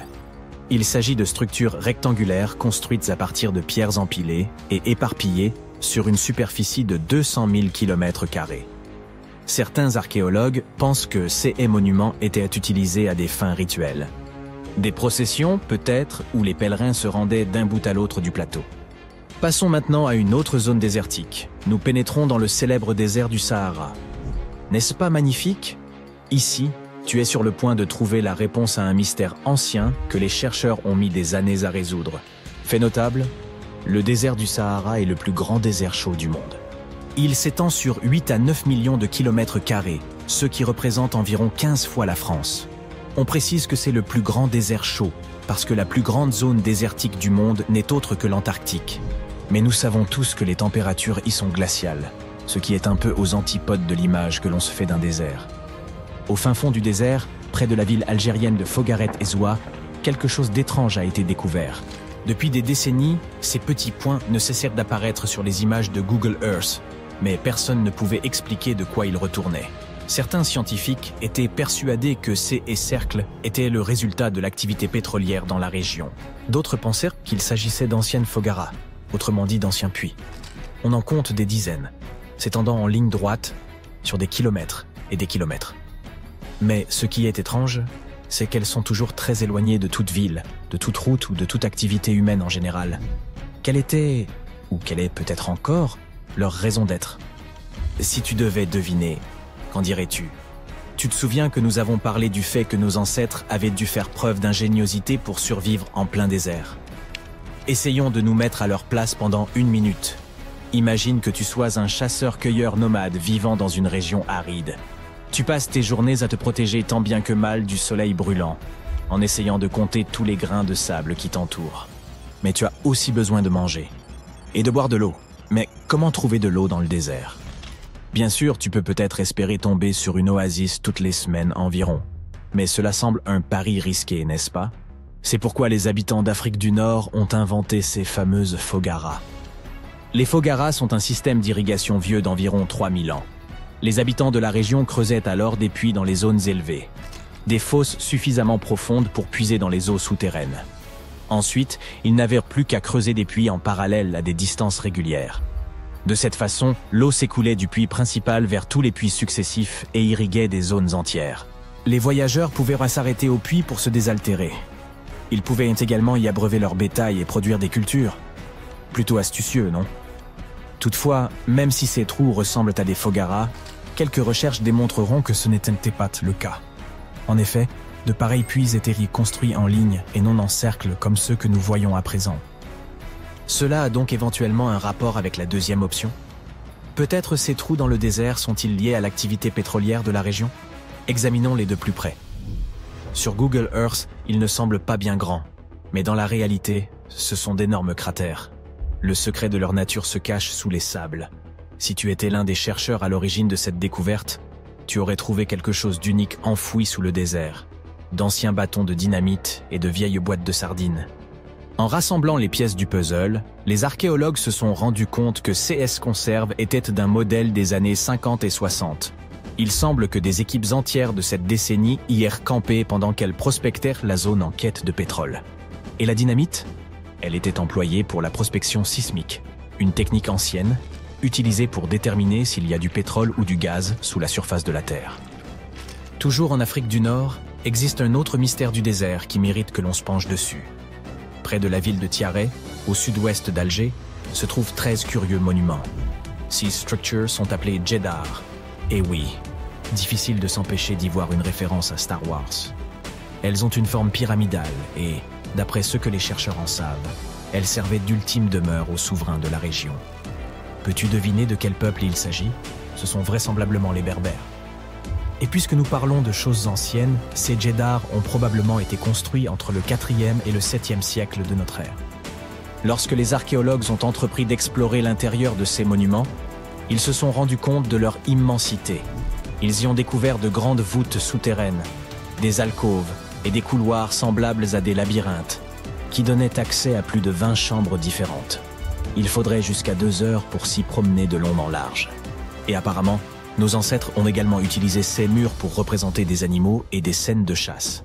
Il n'y a cependant aucune preuve absolue de l'usage que l'on faisait de ces Djedar, hormis leur fonction funéraire. En attendant, je suis sûr que les déserts de notre monde regorgent de bien d'autres mystères qu'il nous appartient encore de découvrir. On se reverra donc une prochaine fois pour continuer nos explorations. La plus grande découverte accidentelle que j'ai faite de ma vie était un billet de 10 € retrouvé dans ma vieille veste d'hiver. Certaines personnes ont plus de chance, cependant. Elles découvrent des villes souterraines datant de plusieurs siècles, ou font des inventions qui les transforment en millionnaires. Le velcro est né d'une simple balade en forêt.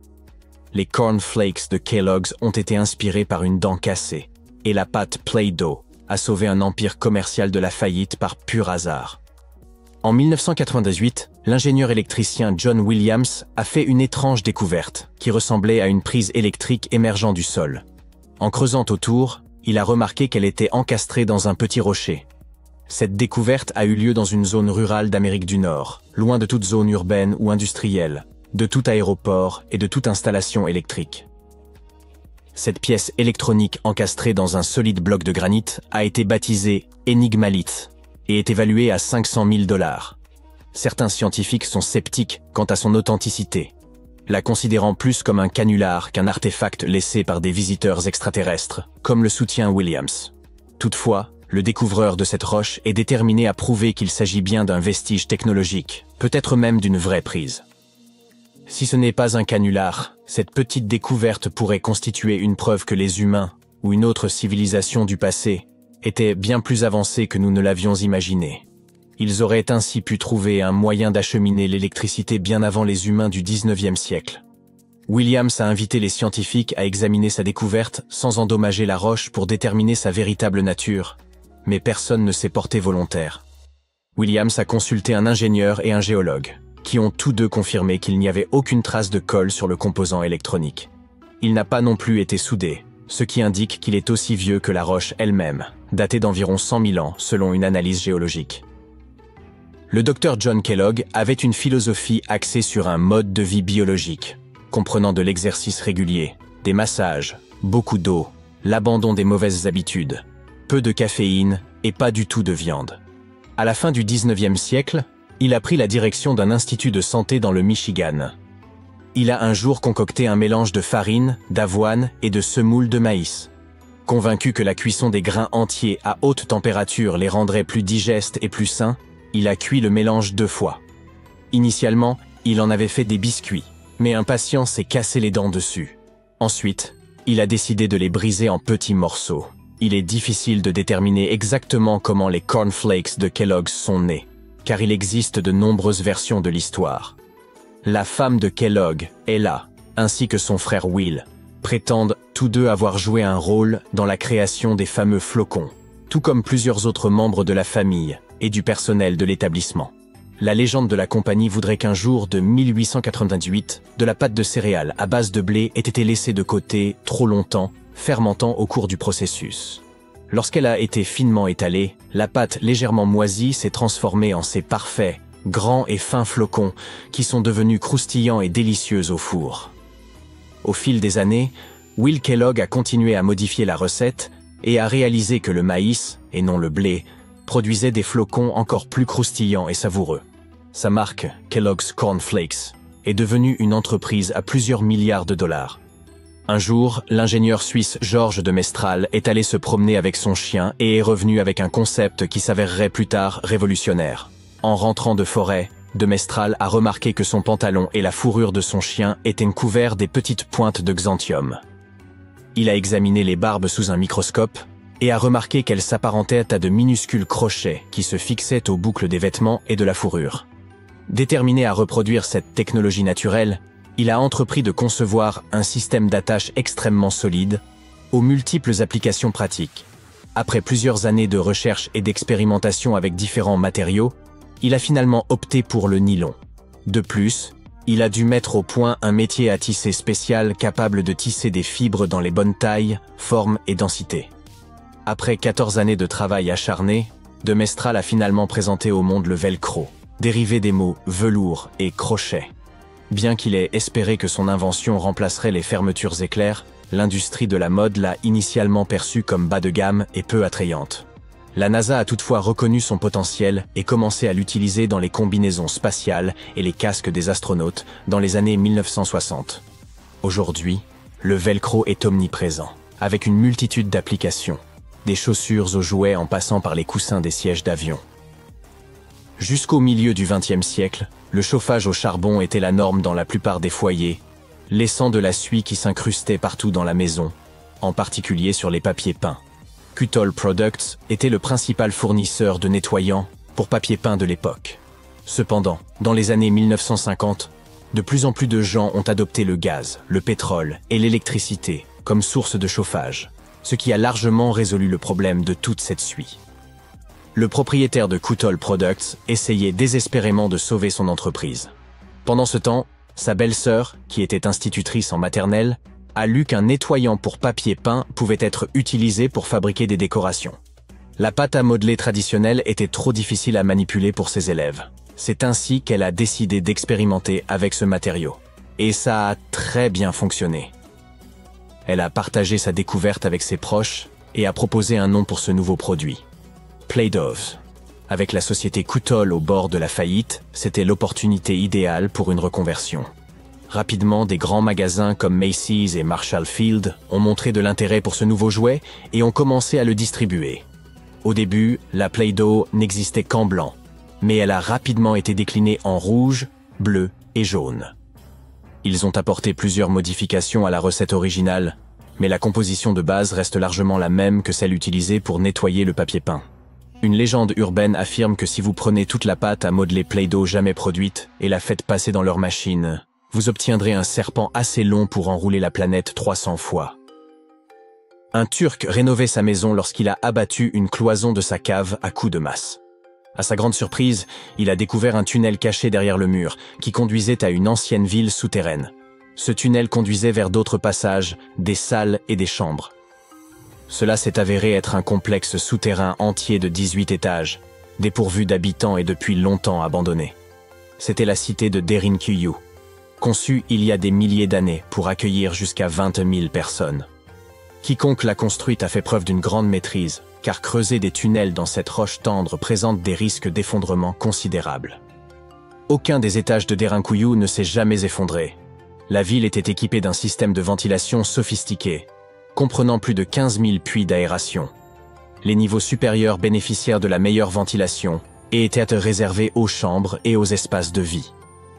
Les niveaux inférieurs servaient principalement au stockage, mais comportaient également des oubliettes. Entre les deux se trouvaient des espaces dédiés au bétail, une école, un couvent et de petites églises.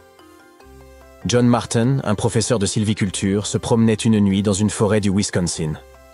Il utilisait une lampe torche à UV pour repérer les lichens, les champignons, les plantes et les grenouilles qui brillent sous cette lumière.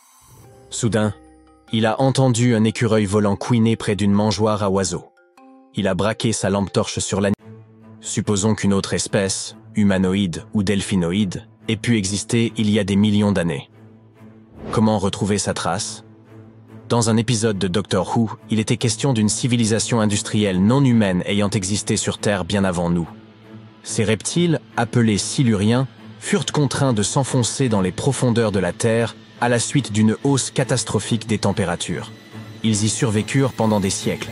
C'est ce qui a incité les scientifiques à créer l'hypothèse silurienne. S'il existait une civilisation avancée avant la nôtre, nous devrions en trouver les traces quelque part. Eh bien, essayons. Le climatologue Gavin Schmidt et l'astrophysicien Adam Frank ont décidé de se pencher sur la question. Toute civilisation technologiquement avancée est avide d'énergie. Ces scientifiques recherchent donc des effets globaux qui laisseraient une trace importante. Par exemple, des indices de processus industriels à grande échelle, comme les usines et les fabriques et leurs résidus. Vient ensuite la question de la durée de vie de ces civilisations. Si elles ont existé sur une longue période, nous devrions rechercher des signes durables, tels que des résidus de combustion de matières fossiles, des extinctions massives, des substances chimiques synthétiques non présentes dans la nature et même des traces de fission nucléaire. En fait, nous devrions rechercher toutes les choses que l'homme laisse aujourd'hui derrière lui comme preuve de ses activités. Malheureusement, ces preuves ne sont pas si faciles à trouver. Imaginons un scénario inquiétant. L'humanité disparaît soudainement. Même si nous avons l'impression que nous avons apporté beaucoup de changements à notre planète, une civilisation future, dans des millions d'années, aurait du mal à trouver des vestiges de notre existence. Pourquoi ? Notre planète existe depuis 4 ou 5 milliards d'années. La vie complexe sur Terre existe depuis plus de 400 millions d'années. En comparaison, notre période industrielle n'a duré qu'environ 300 ans et nous n'avons toujours pas laissé de traces significatives. Nos archives sur l'histoire de la Terre sont pleines de lacunes, surtout si l'on remonte très loin en arrière. Le registre des fossiles ne contient que quelques éléments. Il est très sélectif et incomplet. En moyenne, un fossile apparaît tous les 10 000 ans, et les empreintes de dinosaures sont encore plus rares. Les montagnes s'élèvent, les océans changent, et la tectonique des plaques peut facilement effacer les traces de civilisations entières.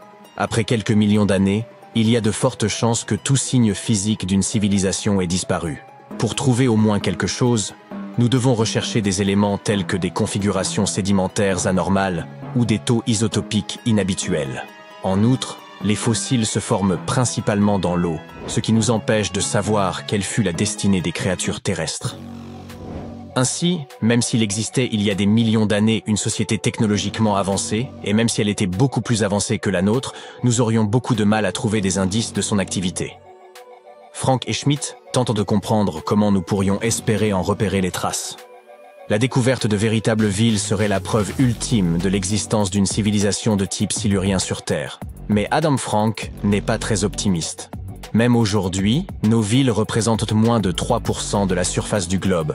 Il est donc facile de passer à côté des ruines d'anciennes cités.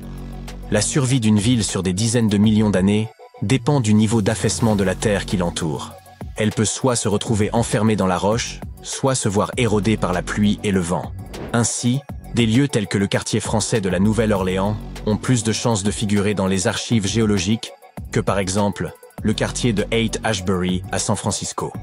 En ce qui concerne la découverte d'objets anciens, les chances sont également assez minces. Aucun iPhone préhistorique ne survivrait sur des millions d'années, quel que soit son matériau.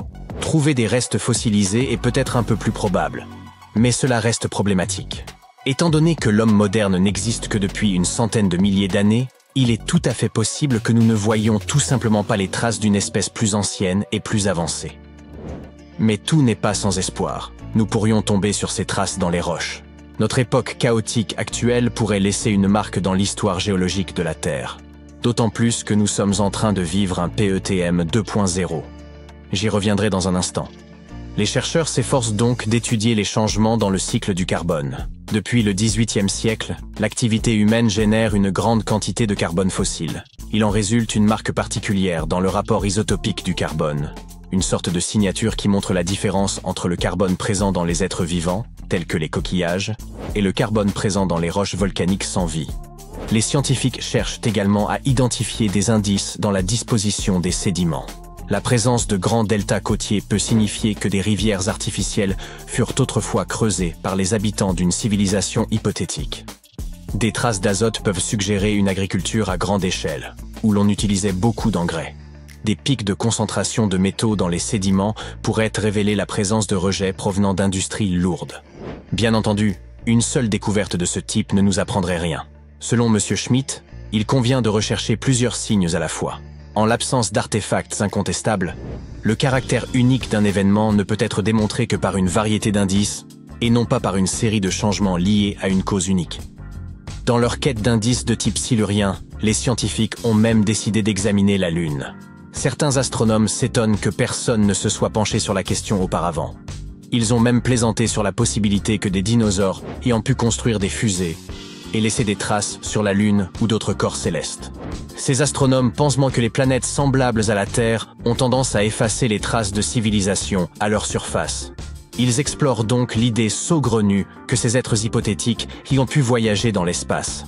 Dans ce cas, des vestiges de leur technologie, appelée technosignature, pourraient en se trouver non seulement sur notre Lune, mais aussi sur des astéroïdes, ou même enfouis sur Mars. Là, ils pourraient perdurer pendant des millions, voire des milliards d'années. Malheureusement, jusqu'à présent, bien qu'ils aient sondé les 380 millions d'années écoulées et examiné tous les événements anormaux, les chercheurs n'ont pas trouvé de traces évidentes d'une civilisation technologique. Mais ils n'abandonnent pas pour autant. Frank appelle à poursuivre les recherches. Par exemple, nous pourrions étudier comment les produits chimiques industriels modernes se conservent dans les sédiments océaniques. Cela pourrait nous aider à identifier des traces chimiques similaires dans l'histoire de la Terre. S'il n'y a pas de traces, pourquoi se donner tant de mal? Ces recherches sont basées sur les récents articles de Schmitt et Frank. Ils se sont penchés sur l'Anthropocène. Il s'agit de la période dominée par les activités humaines sur Terre. Elle est remplie de ce que l'on appelle des hyperthermies. Il s'agit d'événements préhistoriques au cours desquels les températures sur Terre ont fortement augmenté sur une période relativement courte. Des sortes de vagues de chaleur extrêmes du passé. Le maximum thermique du passage Paléocène-Éocène, ou PETM, en est un bon exemple. Ce phénomène, qui s'est produit il y a environ 55 millions d'années, s'est traduit par une hausse rapide des températures mondiales. En l'espace de 200 000 ans, la température moyenne sur Terre est passée d'environ -12,8 à -10 degrés Celsius. Nous étudions ces hyperthermies pour comprendre comment elles se sont produites, qu'elles soient dues à des causes naturelles ou à des activités humaines. Et elles sont donc à l'origine des recherches de Frank et Schmitt. Pour les étudier, les scientifiques ont commencé à examiner les signaux chimiques et leurs différentes traces présentes dans les roches. Ce faisant, Schmitt et Frank ont découvert d'étranges parallèles entre tous les problèmes climatiques actuels et les périodes passées de changements rapides de température. Il existe une grande similitude entre le PETM et d'autres événements hyperthermiques. Tous ces travaux ne visent donc pas seulement à résoudre un mystère historique. Comprendre notre impact sur l'environnement peut nous aider à trouver de meilleurs moyens de vivre en harmonie avec la planète et d'éviter de disparaître en tant qu'espèce. Notre Voie lactée regorge de planètes qui pourraient être propices à la vie.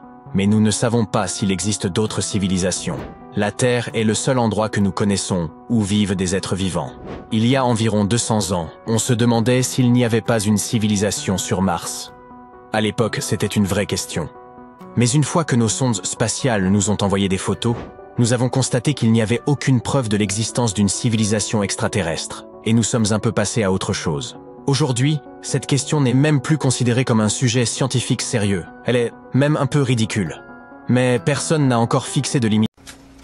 Les êtres humains investissent beaucoup de temps et d'argent dans l'exploration de l'inconnu. D'abord l'espace, puis les fonds marins. Mais il nous reste une autre frontière à conquérir.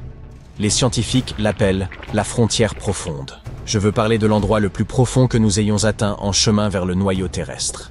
Dans les années 60, Nous avons tenté de creuser le trou le plus profond jamais réalisé sur Terre. Cela nous a menés loin dans le cercle arctique. Ce qui porte aujourd'hui le nom de forage profond de Kola est également le point artificiel le plus bas de la planète, à 12 262 mètres de profondeur.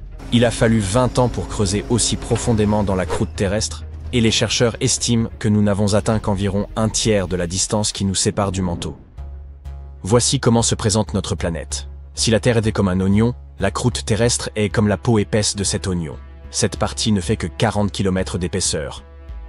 Au-delà se trouve le manteau, profond de 2900 km. Et après ça, en plein centre de la Terre, nous avons le noyau, qui est composé de deux couches, une couche interne et une couche externe. Savez-vous où se trouve la croûte la plus fine de la planète? Au fond de l'océan. Lorsque les scientifiques américains ont compris cela, ils ont commencé à forer des trous dans le plancher océanique. C'est ainsi qu'est né le projet Moholy. Il a débuté en 1961, mais la technologie dont nous disposions à l'époque pour forer de profonds trous dans l'océan était très rudimentaire. Il a fallu improviser. Ils ont installé un système de propulseurs sur les côtés de leur navire de forage afin de le stabiliser au-dessus du trou. Le principal défi consistait à forer le plus verticalement possible. Sinon, ce trou profond aurait ressemblé à un labyrinthe. Le projet du forage profond de Kola et le projet Moholy ont tous deux été officiellement abandonnés dans les années qui ont suivi. Cependant, l'être humain a construit des ouvrages souterrains relativement profonds. En 1963, un homme turc qui faisait des rénovations dans son sous-sol a découvert un tunnel. L'entrée de ce tunnel menait à d'autres passages qui formaient tout un réseau de salles et de chambres. Il ne le savait pas, mais il venait de découvrir Derinkuyu.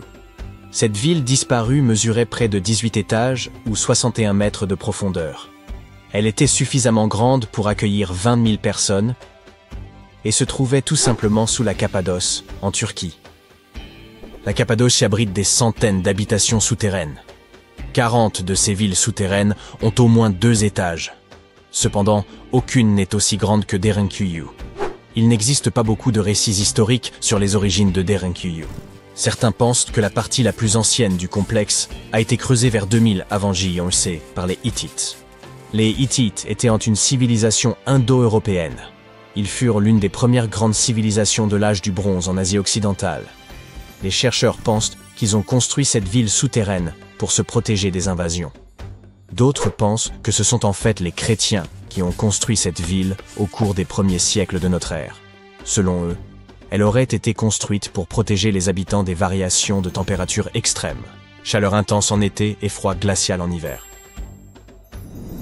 D'un point de vue géologique, le terrain sous la Cappadoce est idéal pour la construction. Les roches sont tendres, ce qui facilite le forage de tunnels. Pour cette même raison, les grandes cavités souterraines sont fragiles. C'est pourquoi la plupart des salles sont soutenues par des piliers. Heureusement, aucun des sols de Derinkuyu ne s'est jamais effondré. Les bâtisseurs de Derinkuyu avaient tout prévu. La ville était isolée du monde par d'énormes rochers qui dissimulaient son entrée. Elle était ventilée par plus de 15 000 puits d'aération d'environ 10 cm de large. Cela garantissait une ventilation suffisante dans les niveaux supérieurs, qui finirent par être utilisés comme pièces à vivre et chambres à coucher. Les niveaux inférieurs de cet impressionnant labyrinthe servaient principalement à l'entreposage. Mais à vrai dire, rien ne manquait. Une salle pour un pressoir à vin, pour les animaux domestiques, de petits édifices religieux. Ils n'ont certainement pas ménagé leurs efforts pour rendre cette ville souterraine aussi complète qu'une ville construite à la surface. En parlant d'ouvrages souterrains impressionnants, la Suisse possède le plus long tunnel du monde. Il se trouve dans le massif du Saint-Gothard. Ce tunnel d'une taille impressionnante a été construit à plus de 2440 mètres sous la surface. Voici à quoi ressemble le tunnel du Saint-Gothard. L'idée de sa construction fut avancée dès 1947. Mais les travaux ne commencèrent officiellement qu'en 1999. Il a fallu des années pour approuver le projet, puis trouver l'emplacement idéal. Malgré cela, les 73 types de roches différents qui composent le massif ont fait de cette construction un véritable défi. Certaines roches étaient aussi dures que du granit, d'autres aussi tendres que du grès. Il a donc fallu adopter différentes approches et utiliser différents équipements pour que l'ensemble ne s'effondre pas. Au total, environ 28 millions de tonnes de roches ont dû être excavées pour permettre l'aménagement du tunnel. Un chantier à une telle profondeur souterraine a posé de nombreux défis. Plus les ouvriers s'enfoncèrent dans la montagne, plus la température augmentait. En l'absence de ventilation naturelle, la température pouvait grimper jusqu'à 46 degrés Celsius, rendant les conditions de travail très difficiles. Le tunnel s'étend sur 56 km d'un bout à l'autre. Pendant la construction, il a fallu utiliser 4 énormes tunneliers, également appelés taupes, pour percer le massif. Chacune de ces taupes mesurait environ 426 mètres de long. Mais c'était l'une des meilleures solutions, car ces machines limitent les perturbations du sol environnant et permettent d'obtenir des parois lisses. Saviez-vous que le sous-sol le plus profond du monde se trouve sous l'Opéra de Sydney, en Australie? Le bâtiment s'enfonce autant sous terre qu'il s'élève au-dessus du sol. Mais ce sous-sol ne sert pas uniquement de fondation à l'Opéra. Il s'agit en fait d'un parking. Ce parking unique s'enfonce à 36 mètres sous terre, soit 12 étages de profondeur, alors que les parkings ne comptent généralement que 4 ou 5 étages. Mais ce n'est pas tout ce qui le rend unique. En effet, s'ils avaient décidé de construire un parking rectangulaire classique, ils auraient perdu une multitude de places de stationnement. Comme ils souhaitaient optimiser l'espace disponible, ils ont dû imaginer une structure exceptionnelle. Tout d'abord, ils ont creusé une caverne artificielle pour rendre ce rêve possible. Ensuite, ils ont dû concevoir un plan. C'est ainsi qu'est née l'idée d'un sous-sol en forme de beignet, ou ce que les ingénieurs appellent une double hélice. Cette conception a surpris la communauté des ingénieurs par son approche innovante. Cependant, cela a fonctionné. Aujourd'hui, il y a de la place pour plus d'1 millier de voitures, ce qui semble tout à fait approprié pour un opéra. Étonnons-nous encore une fois. Il faut jusqu'à 1 heure pour atteindre certaines structures souterraines. Prenons l'exemple de la mine d'or de Mponeng, en Afrique du Sud, située à environ 4 km sous la surface. Vous vous dites, sans doute, il ne s'agit que de 4 petits kilomètres, pourquoi faut-il 1 heure pour y arriver? Mais les conditions y sont extrêmement difficiles. Pourtant, Milan Ludena, un coureur équatorien, a réussi à courir un semi-marathon dans ces conditions, malgré une température de 40 degrés Celsius, un taux d'humidité de 80% et une pression atmosphérique de 1,4. C'est la pression que l'on ressent à 5 mètres sous la mer. Incroyable. Nous sommes dans les Caraïbes, et voici le peuple Taïno. Les scientifiques ont longtemps pensé qu'ils étaient dits les premiers habitants des Grandes Antilles, et que ce peuple parcourait les îles bien avant que Christophe Colomb ne découvre cet endroit. Cependant, une découverte récente a montré que d'autres peuples vivaient là. On les appelle les peuples archaïques, et ils sont désignés, ainsi pour leur capacité à utiliser des idoles en pierre. Ils disposaient de tout un tis d'outils polis, tels que des marteaux, des hatchets, d'une passe et des millers. Nous n'avons toujours pas découvert comment ils ont réussi à inventer et à produire tous ces outils sans les ressources du continent. Les scientifiques sont maintenant à la recherche d'une sorte de nécropole ou d'un site archéologique semblable pour en apprendre un peu plus sur ces gens. Un autre site curieux a été découvert il y a quelques années non loin de la Floride. Celui-ci est également précolombien, mais il semble que ses habitants aient été plus intéressés par la mode que par les outils en pierre. Les chercheurs ont découvert un ensemble de 37 anneaux en coquilles de huîtres. De nombreux foyers possédaient ces anneaux et leurs occupants produisaient des perles à partir des coquilles de créatures marines. D'ailleurs, il y a longtemps, les perles n'avaient pas seulement un intérêt décoratif, mais constituaient également un instrument social. Les gens les cousaient sur leurs vêtements pour manifester leur pouvoir ou leur richesse. Parfois, les archéologues parviennent à découvrir des villes entières. C'est exactement ce qu'a fait Eleni Korka, une archéologue grecque. Elle a trouvé la ville perdue de Tenay en 2018. Ce n'était pas une heureuse coïncidence. Toute la recherche aura pris pas moins de 34 ans. Par ailleurs, Tenay était même considérée comme une ville mythique. La cité de Tenay fut fondée par les Troyens et les textes anciens affirmaient qu'elle était immensément riche. Yup, il semble que ces textes aient dit vrai. Les archéologues ont découvert environ 200 pièces de monnaie sur le site. Des bijoux ont également été retrouvés. Par exemple, un anneau de fer orné d'un sceau. Ils ont également trouvé une pièce d'or qui aurait servi à payer le voyage vers l'au-delà. Car oui, les gens de cette culture croyaient en l'existence de l'au-delà et qu'il leur fallait payer le billet pour y accéder. Les sols en terre cuite, en pierre et en marbre découverts nous aident à imaginer à quoi ressemblaient leurs habitations. Ah, et les archéologues y ont aussi trouvé des vases, bien entendu. L'un des premiers exemples d'art créé par l'homme se trouve dans la grotte d'Altamira, dans le nord de l'Espagne. Les peintures d'une grotte paléolithique sont assez particulières parce qu'elles ne sont pas monochromes, mais présentent plusieurs couleurs combinées. Pourtant, ces premiers chefs-d'œuvre sont restés longtemps cachés.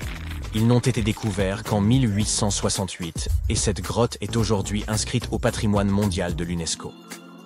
Malgré leur ancienneté, ces peintures sont bien préservées, car elles ont été bien isolées pendant tout ce temps. Comme la galerie était située au plus profond d'une grotte, il était presque impossible que des phénomènes climatiques extérieurs affectent ces chefs-d'œuvre préhistoriques. Nous sommes à présent en Angleterre, en 2009, et voici Terry Herbert, membre du club de recherche et de détection de métaux de Bloxwich. Un jour, il inspectait nonchalamment des terres agricoles labourées dans le Staffordshire avec son détecteur de métaux. Il espérait sans doute trouver quelque chose de spécial, mais je parie qu'il ne s'attendait pas à ce sur quoi il est tombé. Il a découvert une chose que les archéologues considéreraient plus tard comme le plus grand trésor d'orfèvrerie anglo-saxonne jamais mis au jour. Il existe une liste des objets découverts. Mais si je commence à te la lire, ça va nous prendre bien trop longtemps. Pour faire court, les archéologues ont retrouvé pour 5 kilos d'or, plus d'1 kilo d'argent et environ 3500 bijoux. Il n'est pas étonnant que cette découverte soit surnommée le trésor de Staffordshire Hoard. Le Birmingham Museum et plusieurs musées de poterie se sont cotisés pour racheter l'ensemble de la collection pour plus de 3 millions de livres. Les messages dans une bouteille sont un phénomène culturel célèbre que l'on voit souvent dans les films. Mais il s'avère que cette méthode de conservation des lettres est tout à fait efficace. Les manuscrits de la mer morte en sont la preuve. Dans les années 1940, des bergers bédouins ont découvert dans une grotte 7 manuscrits contenus dans des jarres d'argile. Il a été établi que ces rouleaux avaient environ 2000 ans, mais ces manuscrits n'étaient que le début d'une série de grandes découvertes. Les Bédouins ont revendu ces manuscrits, mais les gens ont continué à en trouver d'autres. La dernière découverte a eu lieu en 2021. Et qui sait, peut-être y en a-t-il d'autres à découvrir. Une autre œuvre d'art retrouvée récemment dans une grotte est un coquillage peint. Ce fossile a été découvert dans le nord de l'Italie, et les chercheurs pensent que ces fossiles ont pu être collectés par des Néandertaliens. Cette découverte est curieuse pour une raison. On pense que les Néandertaliens étaient tout à fait primitifs. Mais ce coquillage tend à prouver le contraire. En 2004, Robert Muckle, professeur d'archéologie, a entendu parler d'un site particulier caché dans les forêts montagneuses de la côte nord de la Colombie-Britannique. Muckle savait que quelques vieilles boîtes de conserve et une lame de scie y avaient été découvertes. On pensait que cet endroit était une sorte de camp de bûcherons, mais des fouilles approfondies, qui auront duré 14 ans, ont révélé autre chose. En fait, il ne s'agissait pas d'un camp de bûcherons, mais d'une colonie japonaise depuis longtemps disparue. Les archéologues y ont découvert environ 1000 objets, bols à riz blancs et bleus, théières, montres de poche, bouteilles de saké et boutons de chemise. Les poteries n'étant pas très bien conservées, ils n'ont retrouvé que quelques centaines de fragments. Dans l'une de ses interviews, Muckle a mentionné qu'ils avaient également mis au jour les vestiges d'un bain public. La communauté qui vivait là était assez réduite, puisqu'on n'y a retrouvé que 14 maisons tout au plus. Les archéologues pensent qu'ils ont pu vivre ici en secret. Au fil des siècles, les préférences des hommes ont évolué. La mode a bien évidemment changé, nos maisons aussi, sans parler de nos technologies. Mais il y a une chose qui est restée la même, notre amour pour la bonne chair. Des archéologues sont parvenus à découvrir quelques-uns des plus anciens restes de la nourriture favorite de l'homme. En inspectant des poteries anciennes, ils ont réussi à déceler des traces des mets les plus appréciés, datant d'environ 2000 avant notre ère. Toutes celles espèces insicles et devinent de quelle nourriture il s'agissait. Non, ce n'est pas de la pizza ou des pites, mais del huile d'olive. Et ce n'est pas tout, des chercheurs égyptiennes ont découvert une substance grumeleuse dans d'anciennes jarres, qui s'est avérée être du fromage. Il datait du XIIIe siècle avant notre ère.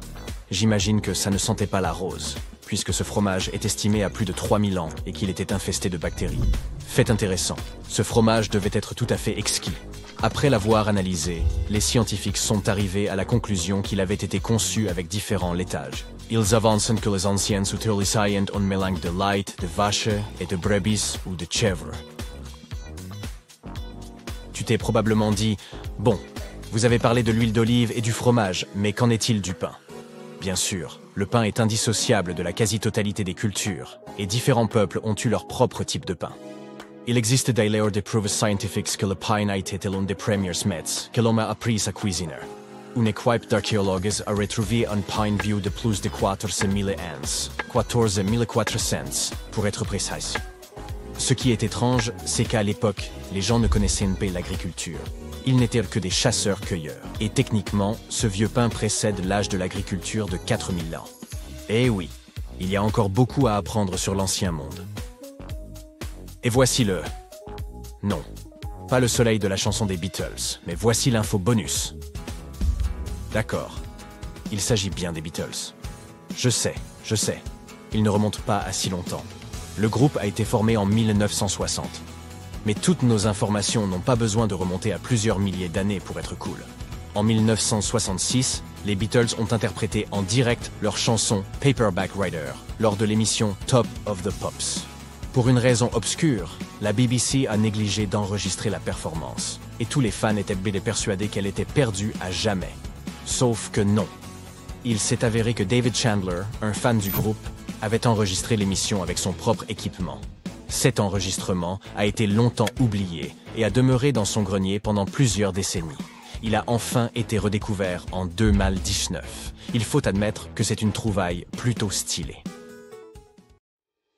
Nous ne qualifierions pas cette île de mystique sans les récits décrivant les géants qui l'habitent. L'île de Gozo, située à Malte, sert de toile de fond à une légende ancienne. Malte, nation insulaire nichée dans la mer Méditerranée, au sud de l'Europe, occupe une position stratégique exceptionnelle.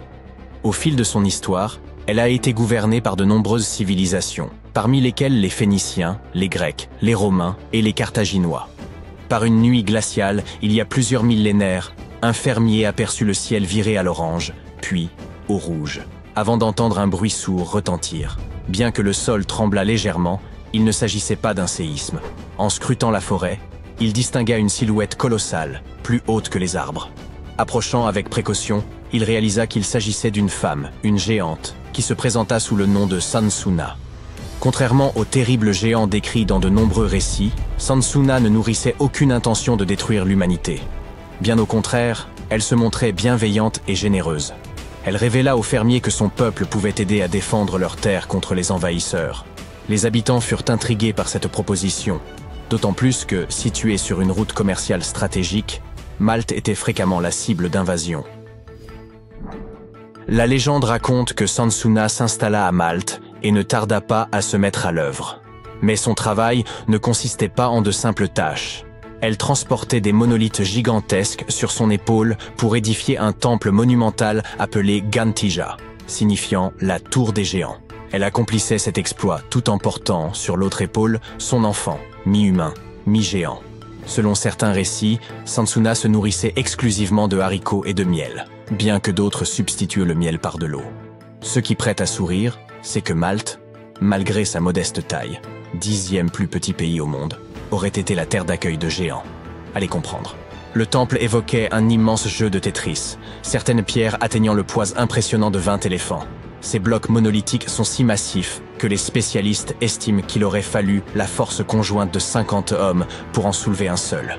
Aussi captivante que soit cette histoire, les humains n'ont jamais prouvé l'existence réelle des géants, rendant ce récit hautement improbable. Certains textes anciens mentionnent brièvement une espèce de géant appelé Néphilims. Ces derniers auraient été des colosses terrifiants, responsables de nombreux ravages sur Terre, avant de disparaître au moment du déluge. Cependant, aucune preuve tangible de leur existence n'a jamais été découverte, jusqu'à l'apparition d'un élément intrigant. L'archéologie maltaise a mis au jour plusieurs découvertes étonnantes au fil des années, dont l'une des plus marquantes est connue sous le nom de crâne de l'hypogée. Ce terme, d'origine grecque, signifie « souterrain ». Ce site extraordinaire fut découvert au cours de la première décennie du XXe siècle. lorsqu'un appel urgent parvint au directeur du Musée national de Malte. Des ossements remarquables avaient été déterrés par accident, nécessitant son expertise immédiate. L'hypogée se présentait comme une véritable ville souterraine, composée de labyrinthes et de salles réparties sur plusieurs niveaux. Ces structures avaient été taillées dans un calcaire similaire à celui utilisé pour les temples maltais situés en surface. L'hypogée regorgeait de précieuses reliques et d'artefacts inestimables. Les chercheurs ont rapidement établi que l'hypogée servait de lieu de dernier repos pour les habitants de l'époque. Parmi les découvertes figuraient de nombreux ossements, squelettes et surtout des crânes. Ces derniers n'étaient pas des crânes humains classiques, mais appartenaient à la catégorie dite allongée. Plus intriguant encore, ces crânes ont été dissimulés au public pendant de nombreuses années, alimentant des spéculations et donnant naissance à une multitude de théories. Cette découverte a constitué un tournant pour l'archéologie maltaise, même si les scientifiques se sont retrouvés démunis face à cette énigme. Certains se sont interrogés sur l'origine de ces crânes, se demandant s'ils étaient naturels ou avaient été altérés, en sachant que certaines cultures utilisaient des techniques de déformation crânienne. D'autres chercheurs ont évoqué des hypothèses plus audacieuses, allant des petits hommes gris aux géants légendaires. Certains suggèrent même que ces crânes allongés pourraient être des sculptures dédiées à des divinités venues d'ailleurs. Faute de preuves pour confirmer ces théories, une question demeure. Qui étaient réellement les bâtisseurs des temples mégalithiques de Malte? Examinons les faits établis par les scientifiques. Les temples mégalithiques de Malte se dressent depuis 3500 ans avant notre ère, ce qui les rend encore plus anciens que les pyramides d'Égypte. La véritable énigme réside dans le fait que ces édifices aient été érigés bien avant l'apparition de l'écriture. Pourtant, leur construction nécessitait des compétences technologiques avancées que l'on peine à expliquer. Le temple de Gantija semble défier toute logique humaine par son ampleur. Le temple sud possède un couloir bordé de 4 salles ovales, évoquant la forme d'un grand trèfle. Dans l'une de ces salles, les archéologues ont découvert des autels ornés de motifs en spirale. Ces structures, vraisemblablement utilisées à des fins rituelles, témoignent de l'importance des pratiques spirituelles chez les premiers Maltais. Le temple nord, bien que similaire dans sa conception, est plus modeste et dispose d'une entrée si basse qu'elle oblige les visiteurs à se courber pour y pénétrer. Ce détail pourrait symboliser un geste de déférence envers les divinités vénérées en ces lieux. Il est difficile de ne pas s'interroger sur les raisons mystérieuses qui ont poussé ces bâtisseurs à créer un temple d'une telle envergure. Peut-être ont-ils enrôlé l'un dragon de Daenerys pour déplacer ces monolithes? Bien sûr, il ne s'agit que d'une plaisanterie. Mais saviez-vous que les célèbres portes de Medina, à Malte, avaient servi de décor pour Port-Réal dans l'épisode 3 de la première saison de Game of Thrones? Quoi qu'il en soit, revenons aux géants. La théorie selon laquelle ces lieux avaient une vocation rituelle a gagné en crédibilité lorsque les archéologues ont mis au jour des figures énigmatiques surnommées les Dames Grasses. Ces petites statues, au corps rond et au visage reflétant une grande joie de vivre, semblent-tu témoigner d'un certain hédonisme. Ces statues rappellent étrangement une version miniature de Sunsuna, la géante évoquée précédemment. Les scientifiques estiment qu'elles figuraient probablement le bien-être et la prospérité. Leur existence atteste non seulement des compétences artisanales avancées des anciens Maltais, mais aussi de l'intentionnalité de leur construction et de leurs créations artistiques. L'une de ces œuvres, connue sous le nom de « La Dame endormie », est une pièce d'art néolithique représentant une femme de forte corpulence, allongée sur le côté, semblant dormir paisiblement. Après des analyses approfondies, les chercheurs ont supposé qu'elle incarnait la grande faucheuse. Découverte dans l'hypogée, un vaste lieu de sépulture, cette statue se distingue des autres Dames Grasses, notamment par sa coiffure et sa jupe ornée de broderies. Une autre statue intrigue particulièrement.